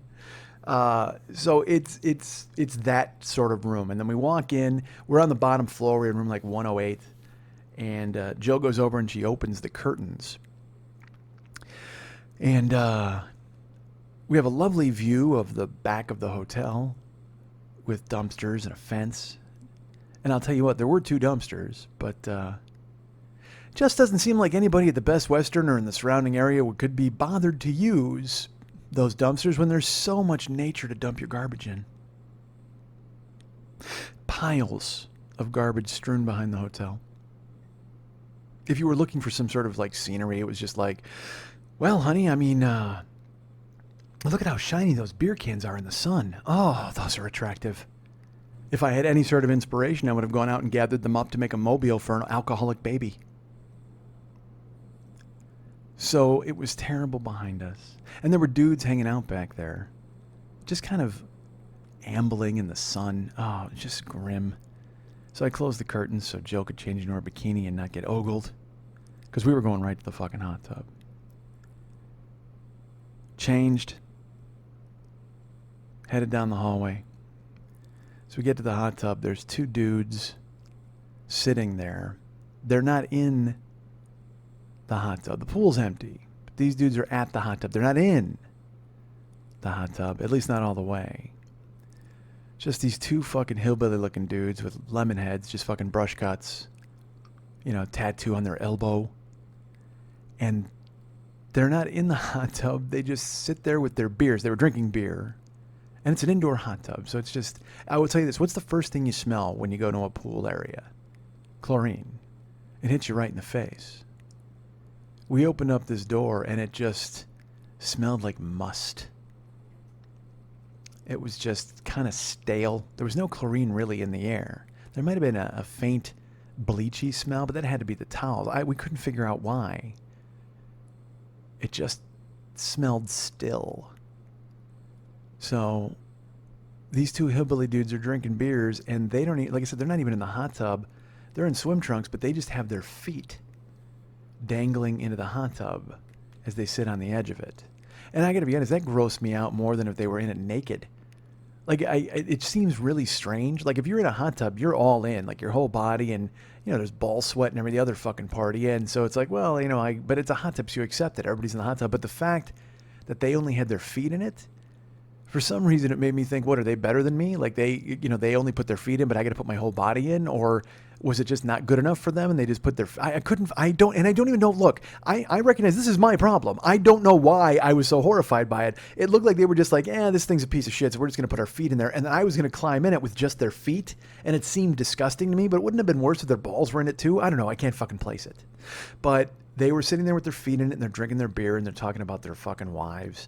And we were looking at the hot tub, and it's perfectly still. Like, it's not bubbling or anything, so we're looking for the jets to turn them on. We can't find a switch. So Jill climbs in first. She kind of climbs in as I'm getting our towels and setting them up, and she looks up at me and just makes, it's a face I haven't seen before out of her. You know, we'll do things where we'll be eating and you'll bite a sandwich, you look at each other and you just be like, oh, fuck yeah, that's amazing. Or if you eat something before her, or you see something before her, you'll make a face like, this is great. She climbed in and she made this, the look on her face could only be described as a smile shrug. Like, kind of her eyebrows went up and she kind of smirked, but also like, And it was like every ounce of hope had been wrung out of her. And I realized why once I stepped in, because I put my foot in the hot tub. And look, it was a tub. Certainly it was a tub. There was nothing hot about it. It was lukewarm at best. There was one jet operating, but it wasn't moving enough to even like the water bubble. You could put your hand over it and feel it kind of happening, but it was like climbing into a bowl of, if this had been a bowl of soup in a restaurant, I would have sent it back. That's how horrible it was. It was just room temperature and kind of moving, and we're sitting in it, and those guys had their feet in it, and she just looks at me, and she's like, oh man, this is really, really bad. And I go, yeah, it's okay. But I'm trying now at that point. I just want to make the best of it because I'm like, we're there. Why not? Let's do what we can. And she says, I can't believe I booked this. And I said, well, honey, it's, don't worry about it. You tried it. She goes, well, I wanted a hot tub. And I go, well, we have a hot tub. She's like, this isn't a hot tub. She said, this is like a bathtub with like a bath from yesterday. And I'm like, yes, it is. It's terrible. And like I said, those dudes, their feet in it, and we're sitting there. And then there's a window right by the hot tub, and we can look out the back, and we can see that there's a bunch of dudes outside of our hotel window. So I'm just waiting for them to throw a fucking garbage can through it, Mookie style, and steal all of our shit. But instead, the two tank top dudes who were in the front come through, and I think the three guys who were in the bushes, because I couldn't really make them out, I didn't see their clothing, but like all these dudes come around the corner, and there's like four dudes in the back, and I'm like, wait, are they going to fucking West Side Story this joint? What's going to happen? Is there a brawl at the Best Western? Or maybe, even better, they're back to clean up the area. Maybe they're going to throw away all these beer cans. Wouldn't that be amazing? No such luck. The hillbillies are sitting there soaking their feet. Jill and I are in there, and she's smile shrugging and just going, man, I can't believe I spent $100 fucking on this place. And I'm just like, honey, it's great. No, it's totally great. Even though it was not great, it could not have been. It wouldn't have been great if the hot tub was boiling and the jets were working, because the rest of it was such a fucking nightmare. But then we look outside and all those dudes are out there, and one group of dudes was selling a go-kart to the other group of dudes. You know those go-karts, if you go to an amusement park and you climb in and they're not, it's not like a soapbox racer with a number on the side. There's no doors or anything. It's just that stripped down chassis with a motor and a flag. They're in there. And so a guy sits on it and he kind of starts it and he kind of drives a little bit and they're negotiating price and they're talking about cash. And I'm just, I couldn't even, I'm like, where the fuck am I? Where do 8 adults negotiate the price of a go-kart behind a hotel? Like, did they steal it? Is there some sort of go-kart hot stripping ring in this fucking town? I couldn't place it. But I can tell you this, whatever the action was outside, it was certainly a lot more hot than the action that was in the hot tub, because she and I are just sitting there. I wasn't even sweating. Dude, I didn't even fucking sweat in this hot tub. We gave it an hour. And, when I get in the hot tub, I like to, because I'll be sweating, I go underneath and I let my hair get wet, and I went to go do it. And she looks at me, she goes, "Don't you dare." I go, what? She goes, do not go under the water here. I said, why? She goes, do you even smell any chlorine? You're going to get sick. We're probably going to get sick just from sitting in this fucking thing. And I'm like, all right, well, that's a good point. But honey, it's fine. Like, I'm trying to be that guy who paints a happy face on it. And there was no happy face to be had. So after about an hour, finally, she just looked at me. She goes, I'm giving up. I can't do this. I'm sorry. I go, you don't have to apologize. She goes, no, I'm sorry that I made you come here. I go, you didn't make me come here. It's a vacation, honey. I love it. We're happy. And she's like, no, it's just, I don't even play. And I go, honey, look, it's done. There's nothing we can do about it. So, but you know what the good news is? She said, what? I go, we have a room at the DoubleTree that we can right now go to. We can step out of this fucking hot tub, dry off, leave the germs behind, and head over to the DoubleTree. She's like, absolutely. Let's get out of here. So we climb out of this hot tub. Oh, it was grim. We go and we dry off. We change back into our clothes. We walk outside of the car. And, I always let Jill in the car first, then I put the luggage away. So I go to get the door for her. As I'm walking over, some guy comes out of nowhere. And I mean out of nowhere. I don't know if he came from the bushes or from behind a fucking tree. Might have dropped out of the sky. Rode over on a go-kart. No idea. All I know is this fucking guy walks out and he goes, hey, where are you guys going? And Jill makes me laugh because, she's from small town Wisconsin. So anybody who approaches, she thinks is a murderer. And I'm like, I said, I got it, honey. She goes, no, can you open the door for me, please? And he goes, hey, where are you guys going? You're from Wisconsin, huh? And he's walking over to us. And, my instinct is to protect her, but I can handle myself. I mean, I'm not worried about it, and also we've been in some shitty parts of town. You just can't be scared. You got to live your life. And, if a guy's got a gun or a knife, it's going to be a problem. But it was still daylight, so I didn't really feel there was that much danger. But she's just like, can you open the door, please? Can you just let me in the car? Can we get out of here? And I go, yeah, honey, I know. It's okay. So I open the door and she climbs in and I close it behind her. And the guy says, hey, so you're going up there to Wisconsin? Yeah, we were just up there. There's a lot of railroads up there. I mean, he's just fucking babbling. And I'm like, yeah, plenty. Opening the trunk, putting the luggage away. And he just goes, so, yeah, we're going to head up there. There's a lot of rock breakers, too. I don't even know what the fuck rock breakers are, but he said it. I was like, oh, yeah, okay. He goes, yeah, we're on our way. I hope we beat you up there. We might beat you up there. And I go, great, good luck to you. And he goes, you want to buy some weed? Like, just that quick. A lot of rock breakers, a lot of trains. Want to buy some weed? And I said, no, man, I'm good. And he goes, you sure? We got some good smoke. And I'm like, no, I'm okay. And he goes, all right, man. Well, if you want some, you got to let me. And he turns around and he puts his fingers in his mouth and he does that like Phil Jackson, like one of those whistles, like really loud. It pierces the air. And when he does it, 2 dudes come out of the bushes and just run across the street. I don't know what the signal was. The way I think it is, if I said yes, then you whistle and you send your henchmen off to go get the dope, but you keep off site, right? Doesn't that make sense? I don't know. I don't sell drugs. But he whistled and the dudes ran as I was getting into my car. So then I'm like, wait a minute. Are they going to get a fucking getaway car and chase me down? Are they taking my plate? Was it a sting? I have no clue. All I know is I come back around, I get in the car, and Jill is just staring straight ahead. She's like, what's going on out there? That's the guy selling weed. She goes, what? I go, the guy selling weed. She goes, that's a perfect ending to this fucking hotel. And I go, yeah, I don't know what to tell you, honey. She goes, why did I even pick it? I go, because you picked it from the car as we were driving. It's okay. You wanted a hot tub? We tried. It didn't work. And, I'll be honest with you. That's because she wanted it and she paid for it. Like if I had paid for it, I still would have chalked it up to a thing, but I would have been like, if I would have been mad at myself, certainly. So I understand her feeling. I know why she was upset, but it just made no Sense it all. Guys selling go-karts, fucking mediocre hot tub, no chlorine, fucking padlocked conference room, dude selling weed. I'm like, dude, this was terrible for $100. I mean, it was a fun adventure. I mean, if it was me, honestly, I might have even tried to buy the weed from the guys just to see what the fuck happened. But with her, I can't do anything stupid. So I'm like, all right, let's get out of here. So we headed back to the DoubleTree. And we're driving, and I said, well, this is the good news. At least we can wake up in the morning and be here for the shuttle, and that'll be great. So we park the car, we get out, and we go walking. We bring our luggage in, because I'll tell you what, when we walked in earlier, the guy, we didn't bring any luggage, and we bailed. He's probably like, what the fuck? So we walk by, he says hi to us. We get in the elevator. We get off on the 8th floor. We start to walk toward our room. And I look at Jill, and I go, hey, we turned the heat up to like 88 before we left. And it's 95 outside already. And she's like, yeah, this is going to be bad, isn't it? And I go, oh, yeah. And we walked up, and I actually put my hands on the door, backdraft style, to see if there was any heat coming and if I was going to go ahead and put any oxygen and fuel the fucking flames. Like, part of me thought the entire hotel would be already burst into flames anyway. I had somehow broken the boiler by cranking it up, which I can tell you right now is a severe violation of your new Hilton Honors membership. It's right there in the fine print.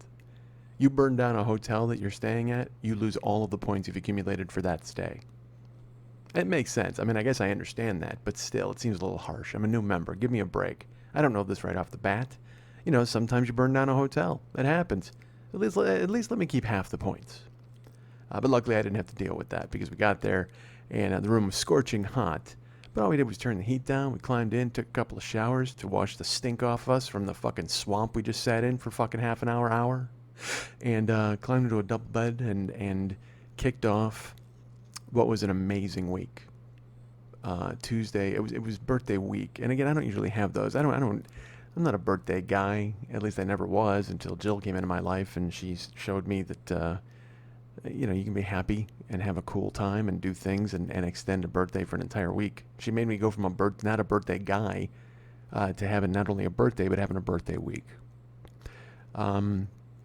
I should tell you, she got me a cake this year, and it was last year she got me a peanut butter and jelly cake. She got me a peanut butter and jelly cake again this year, and she was so excited, gave it to me, and then we cut it open and we had a piece, and she was disappointed because it was a chocolate cake with layers of fudge and jelly inside, strawberry jelly, and a peanut butter frosting, and she wanted it to have, because last year she got it and it had layers of peanut butter and jelly inside of a chocolate cake with peanut butter frosting, and it was delicious. And she said, well, yeah, but it's not what I wanted. And she's so like me. It's crazy. We're the same person, because she was disappointed.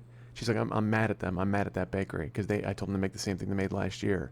And it was still delicious. It was amazing. I ate my piece, and we split a piece, and it's too much cake for either of us to eat. So then I bring it down to Mex's when I recorded the show, and I left him half. I'm like, you guys can have half, and I was going to take the rest on the road with us, at least that night, to the hotel. And I wound up leaving the whole fucking thing at Dave's. So I don't know if he ate it. I don't know if he stuck the Wildo in it. I don't know what he did, but hopefully he enjoyed it. And he wasn't mad at it like Jill was, because she was mad at that fucking cake. And I just had an amazing time. Tuesday, we flew to Pittsburgh. We went and saw Van Halen that night. And I've never seen Van Halen better. I've talked a lot about them on here. I've talked about Dave. And, Jill listens to the show, so she didn't know what to expect. She hadn't seen them live. And afterwards, even this was even better than me liking them, me loving them. She looked at me and said, they were amazing. That was the greatest. I want to see them again and again. And because I'm going to like them no matter what. I'm predisposed to like them. They're my favorite band of all time. But to have her climb on board and say that they were fantastic, because they really were. You know me, I would tell you if there was a thing. Hold on, my mouth is all fucked up. I would tell you if there was a thing, if they were bad. They weren't. Eddie's never sounded better. The band themselves have never sounded better. Even in I saw them in 82 and 84. I've seen them like 8 times. And they've never been better than they were that night. Dave wasn't pushing it. Yeah, he had some problems. He had a couple of moments. But he's Dave. and he brings this element to the band that you have to have. He just talks, man. He's, you know what? He reminds me a little bit of, not of me, but how I say I just talk. He just talks.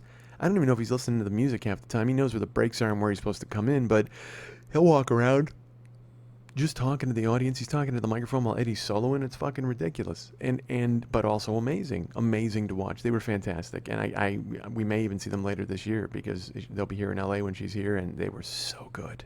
They were fucking great. Find it on YouTube. Just watch Eddie. His solo was ridiculous. She just looked at me in the middle of it and just goes, "Dude," and I said, "Uh huh, yep." I was moved to tears again because he's a guy I've idolized. He's having fun. It was amazing. So Tuesday night she got me tickets for that. Wednesday, in lieu of going to New York, we decided, we're like, well, instead of cramming 2 games into one day, Wednesday night we drove to Baltimore.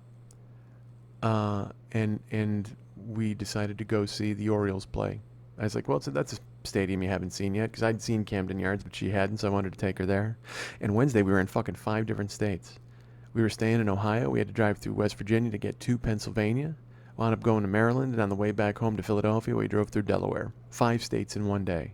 And didn't kill one another. Had the greatest time. It was the best. We went to the game, and we saw the Braves. Again, it doesn't really matter. It doesn't matter who we saw. We just went and had an amazing time in Baltimore. And then Thursday, we were in Philadelphia. We wound up going to McNally's Tavern for a sandwich called the Schmitter.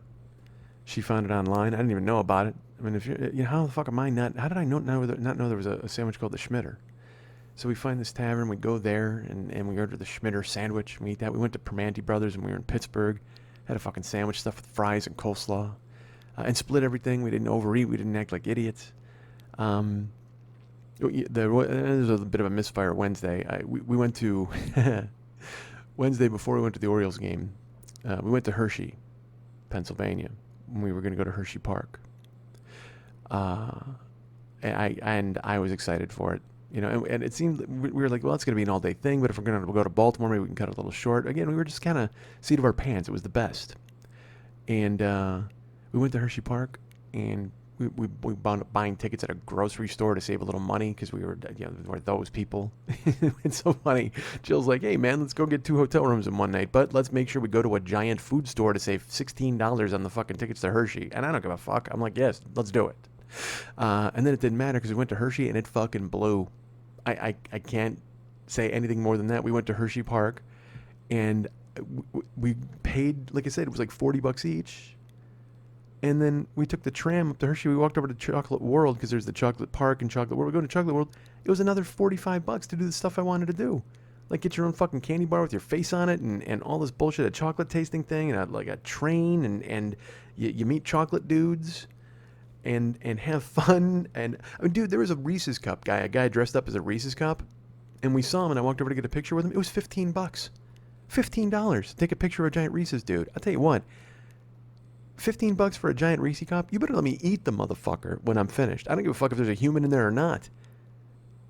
At least let me stick my cock into it. Something to get $15. You're fucking for a photo op. You got to be fucking kidding me. But then we got lucky because then we're walking through the park and we're just disillusioned. It's so bad. I'm 48 years old. It was my birthday. It was the day of my birthday, and I'm like, I'm 48 years old, and I'm walking through an amusement park disillusioned by stilt walkers. There's 2 guys in stilts and 2 guys juggling tennis balls to call me maybe, and I'm just like, why am I in this corny motherfucking place? Get me out of here. What is wrong with me? I need to go into my car and fight with my girlfriend. That'll be fun, right? Anything to get me out of the park. And then I wound up getting a call from Geico there, so I'm in a fucking amusement park arguing with Geico, like screaming at the top of my lungs, and a Hershey's Kiss guy walks by. Just fucking absurd. Like I just wanted to grab him and peel him. I will tell you this, on the way out we saw the Hershey, the actual Hershey person at Hershey Bar. And I did get some photos with him. Maybe I'll post those. I'll post those on the Joker page. So that was a misfire in Hershey, and that's when we decided we'd go to Maryland and just go check out the Oriole game. We went early. Thursday, we went to, like I said, to McNally's Tavern, and we went to the Phillies game that night. And the Phillies won. Dude, it was magic. It was a magical time. Friday was a long drive. We had to drive 5 hours back to Pittsburgh. And I actually had to stop at a rest stop and put up an episode. This thing of, Lily's gone now. This thing of Lily not handling the episodes, it's got to go, right? I mean, first of all, she should be here to rein me in as we're steaming around the bend toward the 3-hour mark here. And I'm like, dude, shut the fuck up. Honestly, shut up. Not that I haven't made her sit through a 3-hour show or two before, but now I got to edit this motherfucking thing when I'm finished and then put it up. And fuck. This is what happens when you accept responsibility. Who wants to do that? Who wants to grow up? Fuck that. I want to talk and leave. Let somebody else do all the fucking work and stitch shit together. I don't want to make a quilt. I just want to sleep under it. So Friday, man, we get in the car. We drive to Pittsburgh. And we didn't kill each other. And we were 5 hours in the car, and it was amazing. Nothing bad happened. As Oingo Boingo would say, they even wrote a song about it. Nothing bad ever happened to us in the car.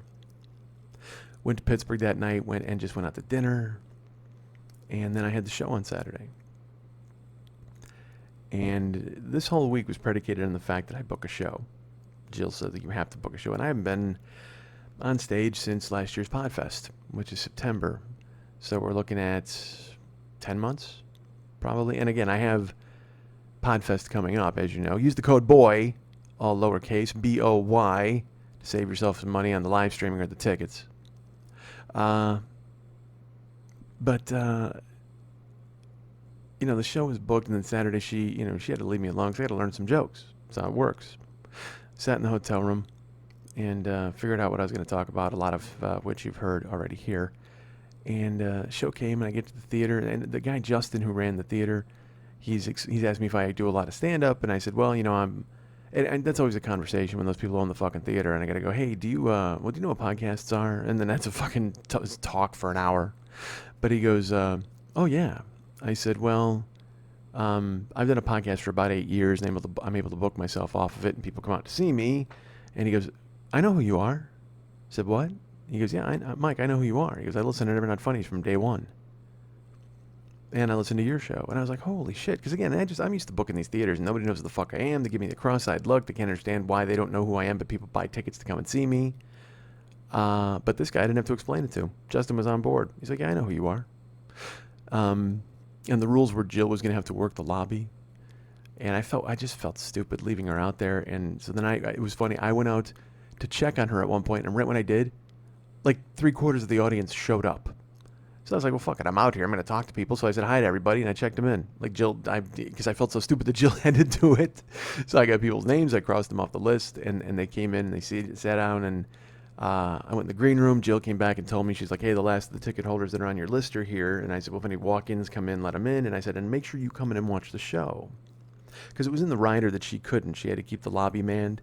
But they also said there was a show before me and after me. All of that was wrong. There was no show before me. There was no show after me. And then, thankfully, Jill was able to come in and watch the entire show. I think she missed the first 2 minutes. But then she came in and watched it. And the show was fucking great. I'm not going to lie to you. I was hilarious. I basically talked about a lot of the things you heard on here today, but also there were some other things that I'm working on for a larger show, for a different piece that'll all be together. And the audience was great. And it consisted of people. Look, it was a small audience. I'm not going to lie to you. But it doesn't fucking matter. I was in town anyway, so why not do a show? And again, it emboldened me to go, you know what? You should be doing fucking shows all the time. You should be out there working. And even that guy Justin said to me afterwards, he goes, you should do this every week. And I'm like, yeah, I should. I mean, I don't know if anybody will ever fucking come to see it, but that's part of the reason I need to go out and do more podcasts and do more stuff. And you guys have heard this every week, and perhaps it's me telling myself these things because I need to convince myself. But really, Saturday was magic. People came, they brought their wives, who they've forced to listen to me in the car. I had like 4 Johns in the audience, and then there was a Joel, and these are people who've seen me before. Derek came with Mara. I think this was his 8th time seeing me, possibly his 7th. John has seen me 3 times. Another John has seen me 5 times. John came from Toronto. Another John came from Ohio. It was just ridiculous. I guess I shouldn't say it was ridiculous. Crystal and Zach came from Pennsylvania. David came and he brought Kimmy, his wife. I don't gonna name check everybody, but I mean Shonda and Joel and everyone came out. And again, like I said, a lot of these people have seen me before. Dave has seen me 3 times. John has seen me 5. He drove from Toronto. It shows me that if I can cross over to people who kind of don't know who I am, I can start convincing them they should know who I am. And the show itself, I got on stage and just started talking, and I didn't purposefully, I never timed anything, I didn't look at anything, I didn't have to worry with nobody after me. And so I decided, well, just do whatever, see what happens. And when I said goodnight and I walked backstage, I looked at my watch or my phone, and I'd done an hour and 45 minutes, which was a good amount of time. You know, Podfest is usually an hour and a half, but I did a little bit longer than that, and accomplished what I wanted and made people laugh, and everybody was great. There was one particular person I want to talk about here really quick. It's our friend George. Now, I've mentioned George a few times here on the show. I've never said his last name. So he asked me the night of the show, he's like, why don't you say my last name? I said, well, I don't know if you wanted me to. He goes, fuck that, dude. Say my name. He goes, if I'm listening to the show, I want to hear my name. So his name is George Guattari. And he came with his wife, Raquel. And this is the total truth. I have to just tell you, I got on stage, and I was talking, and I mentioned my friend George, and I said, is George here? And he said, yes. And I go, fuck, George. I go, why did they sit you behind a beam? I go, I'm on stage. You're the one guy I can't see. Everybody else I can see. You're the one dude I can't see. You're sitting directly behind a beam, and you're the guy who writes me every day to tell me that I should accomplish my goals, because he does that. He writes me all the time. He's truly, I remember I deputized everybody when the season started. Well, he took it seriously. And he's deputized to the point where he writes me every day, and he's like, what are you doing today, man? I know you're working, because now he knows my main goal is getting a car, but he's like, you got to get your headshots, you got to do these things. He's just lighting a fire, and he keeps it going every day or every other day or every couple of days by sending me an email. And so I said, George, what the fuck? You're the guy who's never seen me. You're fucking behind a beam. That makes no sense. And he says, well, that's okay. I'm blind. And I shift my head over, and sure enough, he's wearing he's wearing the John Lennon fucking blind guy glasses. He's blind. He's legally blind. He's behind the beam. He doesn't give a fuck because he can't fucking see me in the dark. And I'm like, you've got to be kidding me. This is a guy who listens and writes me all the time. And so I'm like, how the fuck do you write me? And he's like, well, and I go, and I, first of all, I apologize because I never answer his emails. And then I said, but it doesn't matter because you can't fucking read them anyway. And he goes, my computer's talk now. I mean, it could say something to me. And I said, well, how do you write me? And he goes, dude, I have, keyboards. I'm not completely blind. I'm legally blind. So I have giant letters, whatever. I don't know how he fucking gets it done. But the point is, that's a guy who's blind, legally blind. He has his own thing he's dealing with. And he's taken it upon himself to encourage me to do all the things I'm supposed to do. I'm sure he has everyday struggles. I'm sure he has things in his life that he has to overcome and get to. I mean, fuck, standing up and getting across the room has got to be a challenge for that fucking guy. But he stands up, he gets across the room, he finds a keyboard, and what does he do? He writes me a fucking note to tell me that I'm great and I should be doing more.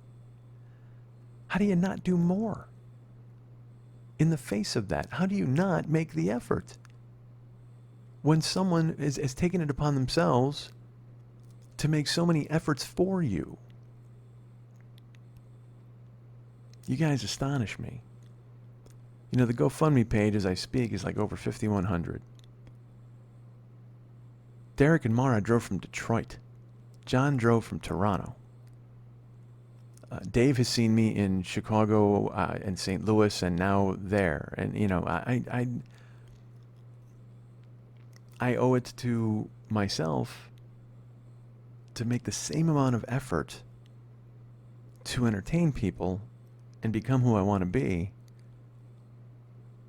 as you people do to support me in that effort. So I will. I had a tentative date in San Francisco that fell through because the theater fucking got closed, but I'm already pursuing another date there. I'm looking at Chicago before the end of the year. I have to make it happen. I have to. And I can't thank the people who came to the show in Pittsburgh enough. They came, they supported. like I said, I did an hour and 45 minutes, and it was exactly what I wanted it to be. And I didn't sweat. That's another fucking thing too. Not only was there support, people laughed, and people, they did what I wanted them to do. I was able to make them do what I wanted them to do with my words, which is important. And then afterwards, we all met in the lobby. And we were wondering if there was a place to go out together, and we went out. All of us went out. Joel and Shonda Lynn did not, and George and Raquel did not. But the rest of the audience, all of us, we just walked. It was funny. It was just like this massive group of people walking down the street together to go find a place to hang out. And we found a pizza joint, and we just joked, and we laughed, and we talked, and I visited with people, and I found out that Derek and Mara are getting married, and they invited Jill and I to the wedding, or me and Jill, I should say, to the wedding, and it's so different, and whether I was joking, I was like, whether it's with 15 people in Pittsburgh at a pizza place or 15,000 people at the Garden in Madison Square Garden, you still have to connect with people. You have to make it happen. And it's a lot easier to connect with 15 people. Don't kid yourselves. And I'm never going to get the chance to connect with 15,000. But I'm not sure I even need that chance. All I want to do is do what I'm supposed to be doing, and doing it all the time. All I want to do is have the opportunity to meet each and every one of you, to make you laugh in person, and to reach you on the level that I've reached a guy like George. A guy who, though he may not be able to see me, he can see exactly who I'm supposed to be.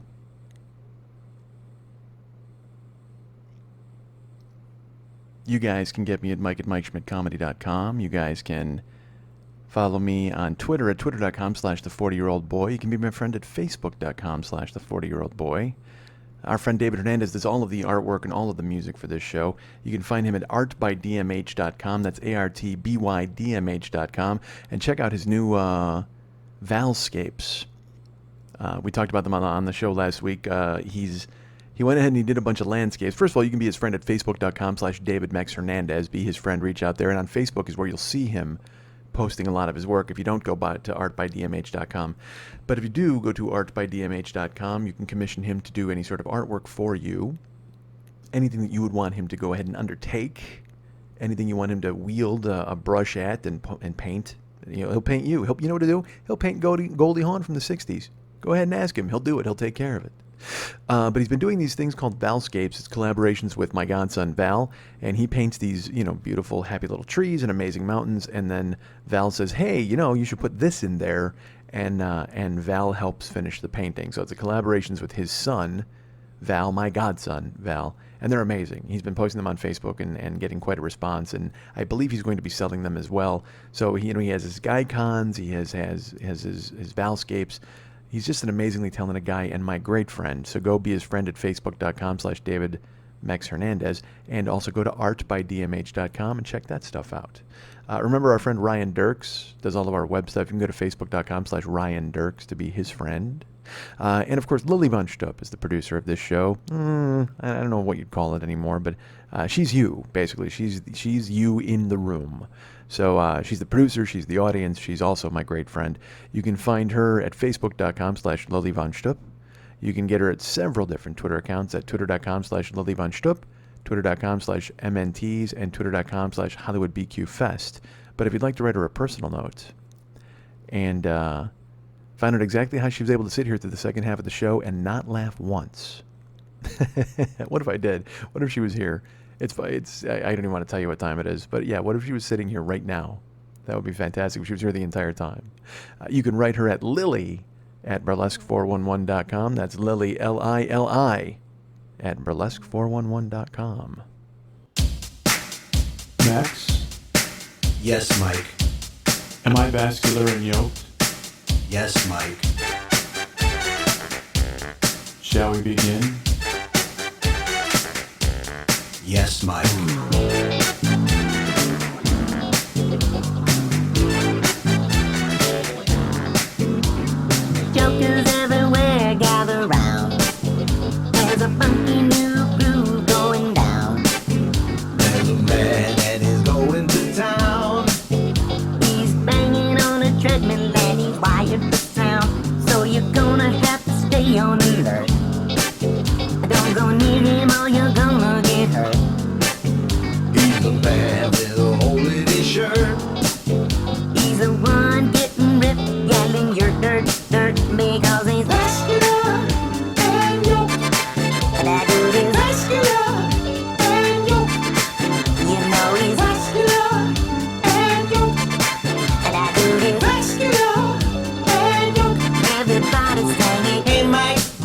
you like? I like a girl who hates Christmas. Who French kissed me right in front of my mom? I like a girl who wants to have sex in a swamp.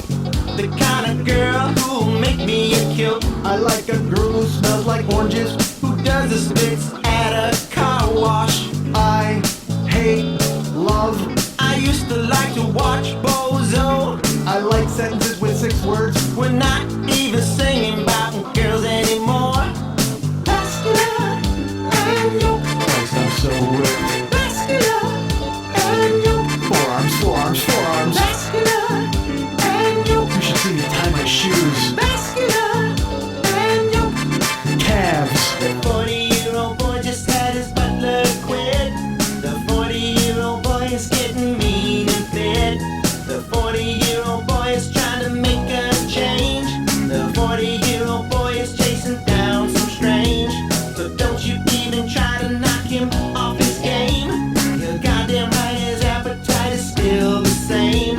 He'll make a happy plate, you know he'll lick it clean. He's gonna eat more chicken than a man ever seen. Everybody, everybody, you know he's vascular and yoke. Everybody singing vascular and yoke. On the one, vascular and yoke. That dude is vascular and yoke. Everybody, everybody. Hey Mike, what else do you like? I like a girl who eats marbles. Kind of girl who denies she has a clubfoot. I like a girl with a bad arm. Who keeps her underpants in a lunchbox. I wish I was dead. I like to fill my mouth full of grapes. I own many jungle cats. I never learned to make a grilled cheese. I like pancakes on the moon. I think we need to get back to singing about Mike. I think I heard a noise. You jacked up with something to prove.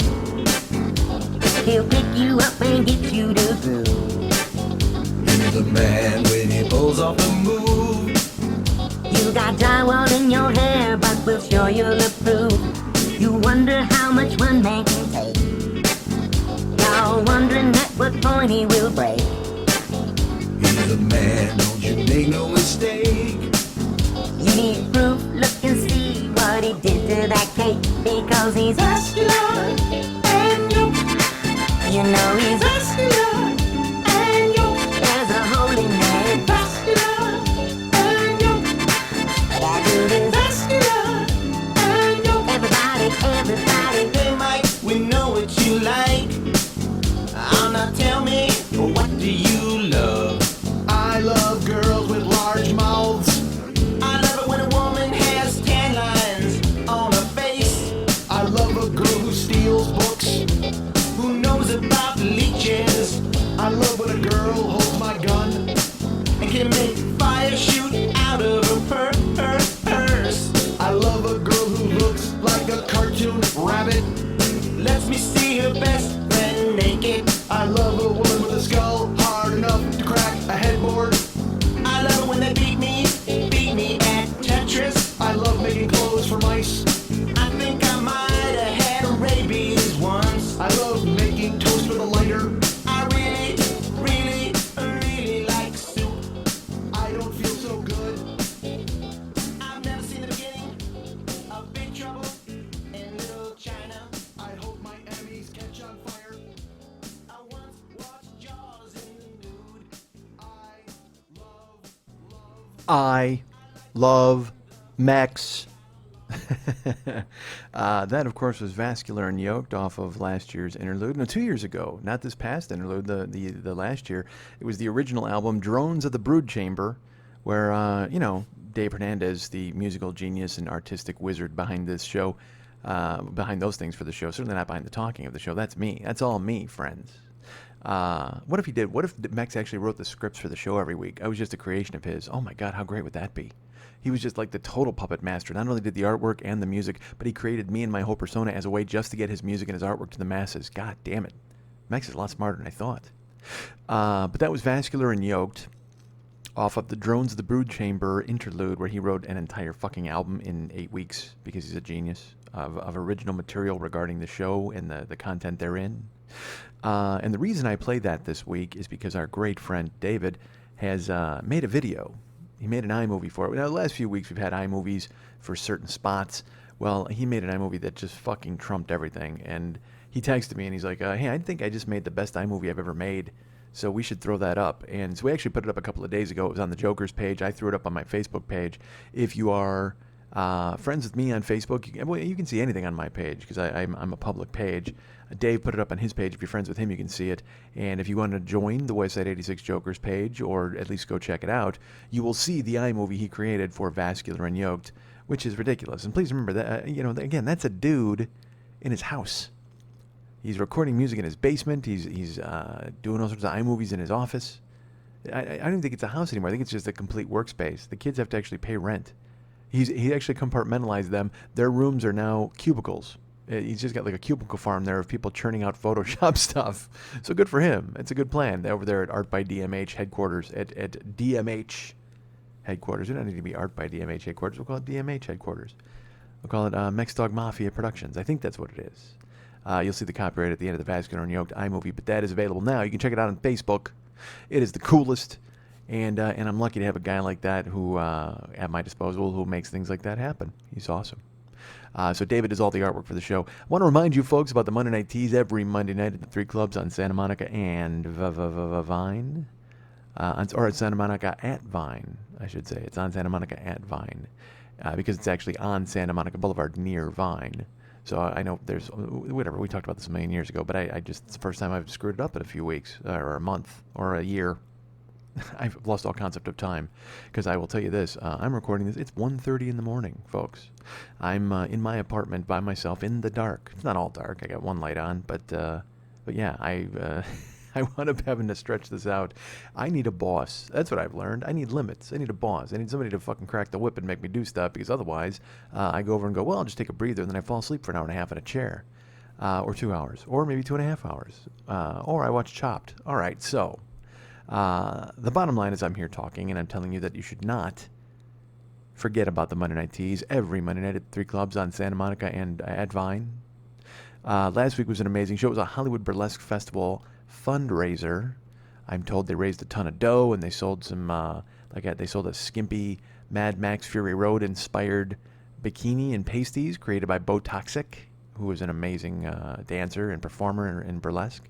And it's fun to see the community rallying with our friend Lily. Lily is breaking her ass. It's one of the reasons she had to leave early. She's taking so many calls, lining up judges, doing everything she can to make the festival a success. And everything is coming out of virtually her pocket. You know, she's doing these fundraisers and things like that, and people buy ads and they contribute and they donate. But she's really making it happen, flying seat of the pants, and it's a hard thing. So if you can support her by buying a ticket to the Monday Night Teas, you can go to Brown Paper Tickets and put in Lily Von Stupp, or put in, Monday Night Teas, and whenever it comes up, buy a ticket for an upcoming event. It really helps her because she pays her performers. She tricks out the room, and again, she's got the festival coming up. If you want tickets to that, you can go to, I believe it's HollywoodBurlesqueFestival.com, or at least Google the phrase Hollywood Burlesque Festival, and that's going to take you where you need to go. And you can go ahead and buy tickets for the Hollywood Burlesque Festival, which is coming up August 15, 16, 17, I think, or August 14, 15, 16. You know what? I'm going to do this. I'm going to pull out a phone and look at a calendar and tell you exactly what the dates are. October. Jesus Christ, don't listen to me. August 14, 15, 16, and 17. The 14, 15, 16 are the performances of the actual festival, and then the 17 is the wild after party at the Monday Night Teas.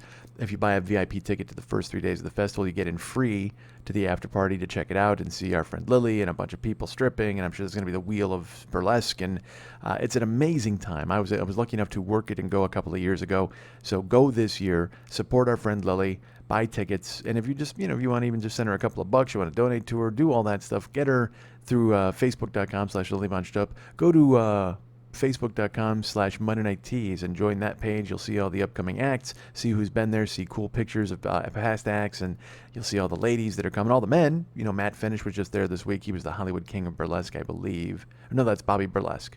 Matt Finish was the winner of something in Austin. I don't even know. I couldn't tell you. There's so many awards, folks, and they all do an amazing job that I couldn't possibly tell you all of them. But if you go and Google, and if you look up Hollywood Burlesque Festival, you can buy tickets, check it out, and support our friend Lily, because she's done yeoman's work for me over the past 8 years, and I can't thank her enough other than to tell you to thank her financially for me. So thank you. That's a lot of thanks. Again, go to artbydmh.com and check out our buddy David. You can go to MikeSchmidtComedy.com and check out all the cool stuff we have there. There's all sorts of different pages, but I'll tell you all about the Joe Business page. That's where we sell stuff. We've got tons of merch. We got all the download sets. Year 1, year 2, year 3, year 4, year 5, and year 6 are available. Year 7 still not up. That's a glaring oversight by me and David. David has to prepare the artwork for it. We had a title, but he's very busy with his Valscapes and things like that. But once we get that, I can go up and throw up a year 7 and offer that for all of you to purchase and consume, unless you may have it for free. You may already have it. It may be up in the Pirate Bay. Someone may have seeded me into the Pirate Bay. I don't know. But don't go look. And if you do, don't buy it or don't steal it from there. By all means, give us some money, even though it's not up for sale yet. Oh, I'm a terrible fucking salesman. I'm stifling a yawn. I apologize. Again, 1:35 in the morning, folks. This show should have been up an hour and a half ago. I still have to edit it. Good Christ. So all those download sets are available together or as part of the Reservoir Schmidt Dogs box set. Of course, we have Your Dirt shirts. And if you ordered shirts, they've been sent unless you ordered a men's large, like our friend Alessandro, because I'm out of men's larges. And I should probably write you and tell you that. But I was traveling last week and didn't get to tell you. But I know I sent Matt and Dave's shirts, and I have to send another shirt tomorrow. But if you've ordered stuff, thank you so much. I appreciate it. That's really cool of you. And so we have of course, my CD is available, The Big Angry. And there's Schmidt Alive 2 available for download. That's an audio-video compilation from the Los Angeles Podcast Festival. I don't think I'll be doing that this year.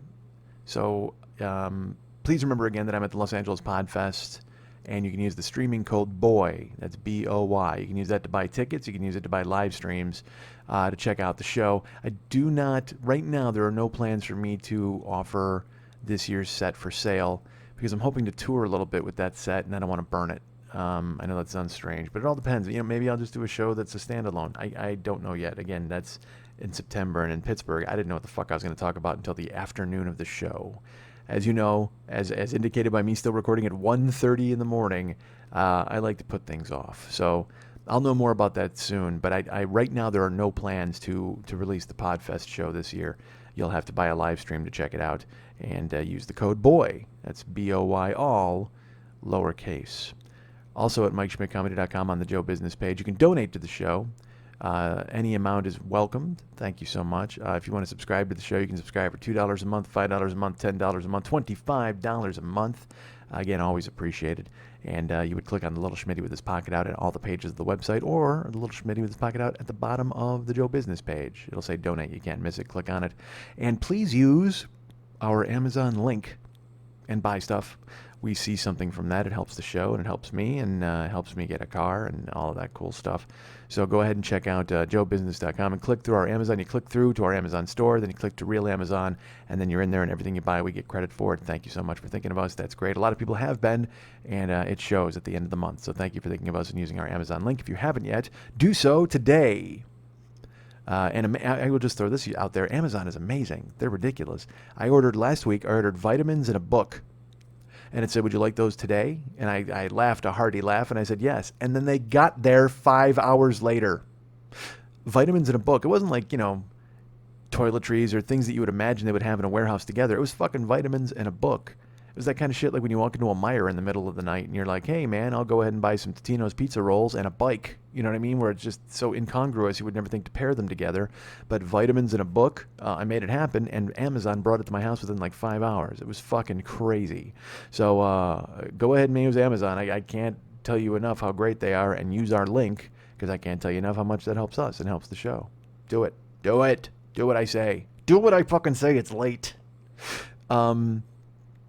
And I wanted to talk about this quickly before I split. Last week, it seems like I'm always losing someone who is an influence. Certainly over the past few years, James Gandolfini, who I loved, and that happened while I was on the air. And George Carlin, people who made me want to do what I do, people who made me want to talk for a living. And last week, I was on the road with Jill. And she gasped. She was looking at her phone, and she held it up and showed it to me. And on Facebook, someone had just posted that Rowdy Roddy Piper had died. And I I actually choked up. Like, I didn't know what to say. Now, look, it's not a surprise. You know, this is a 61-year-old guy who lived a hard fucking life. I mean, he was physical. Even up until last year, he was doing physical stunts for the WWE, and few and far between, but he was still doing them. But he was a guy who really made me take a look at language and communication and realize that could be a way to get your point across to people in different ways. Look, wrestling's fake. We all know wrestling's goofy and fake, and in the 80s it was more fake and goofy than ever. You know, I grew up, that's what I grew up on. I loved wrestling, and I loved personalities. I loved Randy Savage. I loved the Road Warriors, and I loved villains. I gravitated toward the bad guys because that was interesting to me. Nobody gave a fuck about the good guys, and Hogan, and I didn't mind Hulk Hogan, but it wasn't a guy that I was like, ooh yeah, I love him. I wasn't that dude. I liked the villains, and I liked your Ric Flairs. I mean, again, that's another guy. When he goes, it's going to be fucking brutal, because he was another one who made me look at how powerful it was to communicate to people and hold them just with your words. But Roddy Piper was that dude, and Roddy Piper had the bonus. Ric Flair would do this thing there's a thing in wrestling called the chicken shit heel. He would talk a bunch of yang, he would talk a bunch of shit on the microphone, and then he would get in the ring, and he would run and hide, or he would hide behind the tough guys, and he would get on his knees and beg, and he didn't want to be hit. And there was something to be said for that, and it's part of the dance. You understand that in wrestling. You watch these dudes, and they got to show ass. Otherwise, you're like, well, how can I buy the fact that Ric Flair could ever be in danger, or why would I root for, they have to leave you thinking the good guy can win and that the bad guy's kind of a pussy, because then when the bad guy wins, you're like, oh my God, I can't believe that fucking pussy won. I can't wait to see him get his ass kicked eventually. It's all, again, it's part of the dance. It's part of the game of pro wrestling. So Ric Flair would do the chicken shit heel thing perfectly. That's what he did. And then there were guys like the Road Warriors who were giants and would no-sell. You would hit them and they would pretend like they weren't hurt. And I gravitated more towards that. I mean, I loved Flair on the mic, and his ring work was amazing. But watching him, be a chicken shit guy, I didn't care for that. I didn't like it. As a kid even, I was like, no, man, Ric Flair's tough. He should be able to win. Like the Road Warriors, I loved them because they never really showed that they were, until they became good guys. And then, of course, they had to show that they were vulnerable, and they'd get jumped, and they'd get beaten up, and they'd get left laying, because that's how it was. The good guys would always get pounded, but then they'd get their revenge eventually, and you know how wrestling works. Well, Roddy Piper flew directly into the face of how wrestling worked, because he was a heel, he was a bad guy, and he didn't give a fuck at all. A lot of the bad guys had an agenda, and then they'd whine and cry, or they'd bitch and moan. Piper didn't do that, and that was one thing that always stood out to me when I was a kid. He was a heel who wasn't scared. He was a heel who didn't back down. He was so good on the fucking microphone, you couldn't help but love him, even if you hated him, because he was fantastic. He held you. He knew exactly how to push every single button, and then he'd smirk in your face when he got the reaction he wanted. I've almost adopted that as my own defense mechanism, and believe me, it's frustrating to Jill and frustrating to anybody else who's ever had to deal with me when I fucking just sit there and turn on my, yeah, okay, no, that's great. All that fucking sarcastic drivel and smirking, and it's a defense mechanism that I've used my whole life, and it's something I learned from watching a guy like Roddy Piper do it, where he would just get in your face and smile and smirk, and that was the thing, is he always got in people's faces, and he never fucking backed down. He was so great on the microphone, and he was tough. He didn't, he never called it a match. He never called it a bout. To him, he took it seriously, and you could fucking tell he called it a fight. Pro wrestling, even though it was phony and scripted from the fucking get-go, and you knew how goofy it was, he called it a fight. His feud with Jimmy Snuka was ridiculous. His feud with Hulk Hogan and the Rock and Wrestling Connection, and him coming after Cyndi Lauper. I mean, he became a gigantic star, and he was one of the few pro wrestlers who didn't shrink in the national spotlight. He was a wrestler who grew out of it and became an actor. I mean, and then a comedian, and he would go talk, and he had just such charisma. He was, like I said, I'm so disappointed I didn't get to meet him or see him in comedy clubs telling stories, because he was just magnetic. That's the word I would use, magnetic. He had such charisma, and he would smile, he would smirk, he was funny. There's a couple of things that stood out to me. I love fake tough guy bullshit. So not only was when he was a talker was he amazing, but He was the first guy I ever heard use the phrase, just when you think you've got all the answers, I change the questions. And he also was the first guy I ever heard use the phrase, you don't throw rocks at a man who's holding a machine gun. And I remember even when he said those as a kid, because he was yelling it in the fucking camera, and you're just like, God damn it, there's something special. It's just amazing. It wasn't your typical good guy, bad guy nonsense. It meant something. Even in pro wrestling, it meant something. And there's one great confrontation where he's there with Hulk Hogan and Andre the Giant, and Andre the Giant grabs him and is pulling his shirt, and Andre the Giant is a gigantic man, and everybody backed down from him. Even Hulk Hogan deferred to him, and that was a big thing back then. Well, he grabs Piper by the fucking shirt, and Piper basically squares up on him and sticks his jaw out, and he's ready to take on this monster. I mean, because Andre the Giant was a fucking monster, and I know it's all phony wrestling nonsense. But to see a heel not be scared and see a heel not be a chicken shit and not back down from fucking Andre the Giant and basically just square up and go, yeah, he was willing to take an ass kicking. That was the greatest thing about Roddy Piper was he was like, yeah, you know what? You might fucking knock me on my ass, but I'm just going to keep coming. I will keep coming. And even though it was phony, even though it was fake, you knew he meant it. And there was part of him that thought it was serious and was really all about keeping coming and bringing it and coming forward and looking tough and not backing down. There's a clip I want you to go watch. He actually did this a few times. He stopped doing it once he went mainstream. I don't think he ever did it in WWE. But he would do it when he would wrestle in the Pacific Northwest, and then he wrestled in Mid-Atlantic. He had a dog collar and chain match with Greg the Hammer Valentine that's brutal. I mean, the brutality of it is amazing to watch because it's just supposed to be fake. It's supposed to be phony, but it's two guys with dog collars on and a gigantic chain, and they're going at it, and you just go, Jesus Christ, this looks like a real fucking fight. It really does. But more realistic, more impressive, more unbelievable to me, and it shows you who Roddy Piper is. He's done it a few times, but the clip I want you to see, he goes on, it's on YouTube. You can find it if you put in the phrase Roddy Piper beer bottle. And he was hyping a match against the Sheep Herders. Okay, it was him and I think it was Rick Martel was his tag team partner. And he comes out for an interview, and it's one of those interviews in a studio. Pro wrestling used to be done where they'd film it in a studio in front of like 40 people on lawn chairs, and then they'd have fights with these squash matches, and then they wouldn't have the big things were held for the arena, but these were essentially a commercial for the arena shows. So they'd come out and they'd have these matches where they'd beat up some nobodies, and then they'd give an interview.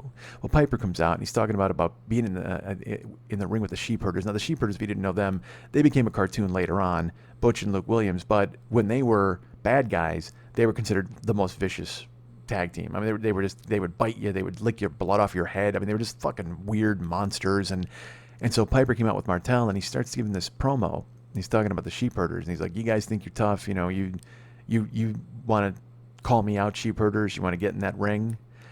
And he takes a beer bottle. It's one of those old Miller High Life bottles. The shape of it. You'll see it right when you see it. It's not a long neck. It's kind of fat.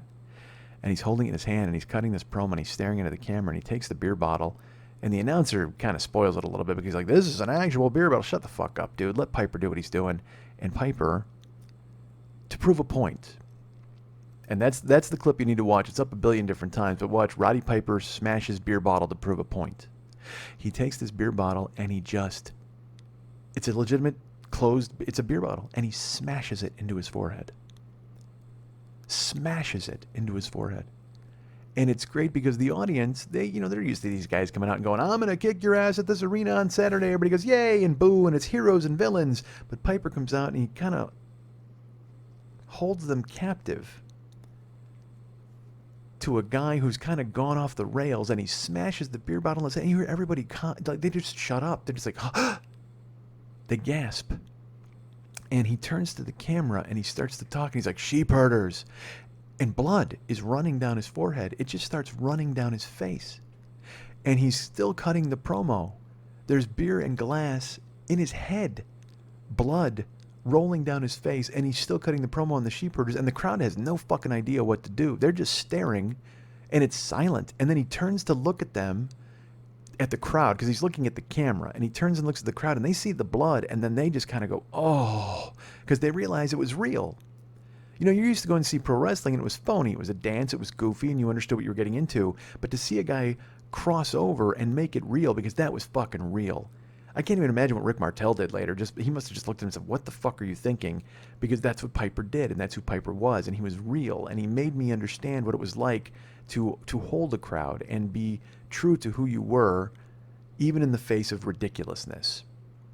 I know that's a weird lesson to take from a pro wrestler, but he brought reality to what was essentially fantasy, and I loved him for it. And I could not take my eyes off him every time he came out and did Piper's Pit. Every time he'd come back now and do something, even now at the age of 58, 60, 61, WWE would bring him out, and I would watch, no matter what. It didn't matter who the fuck he was talking to. I had to watch Piper with a microphone.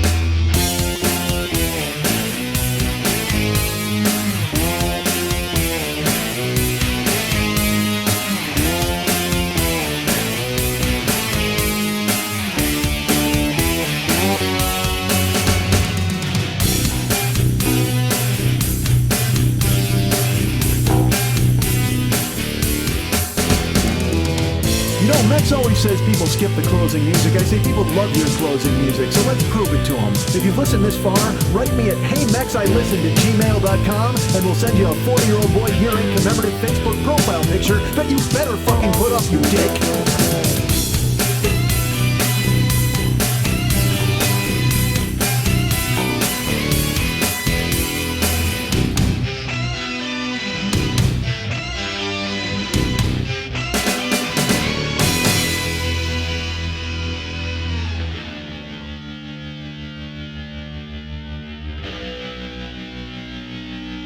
Sorry about the dick thing. Thing.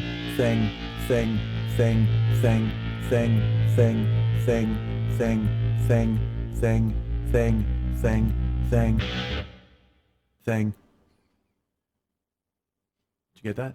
Yeah, I got it. I don't want you to miss any of that brilliance.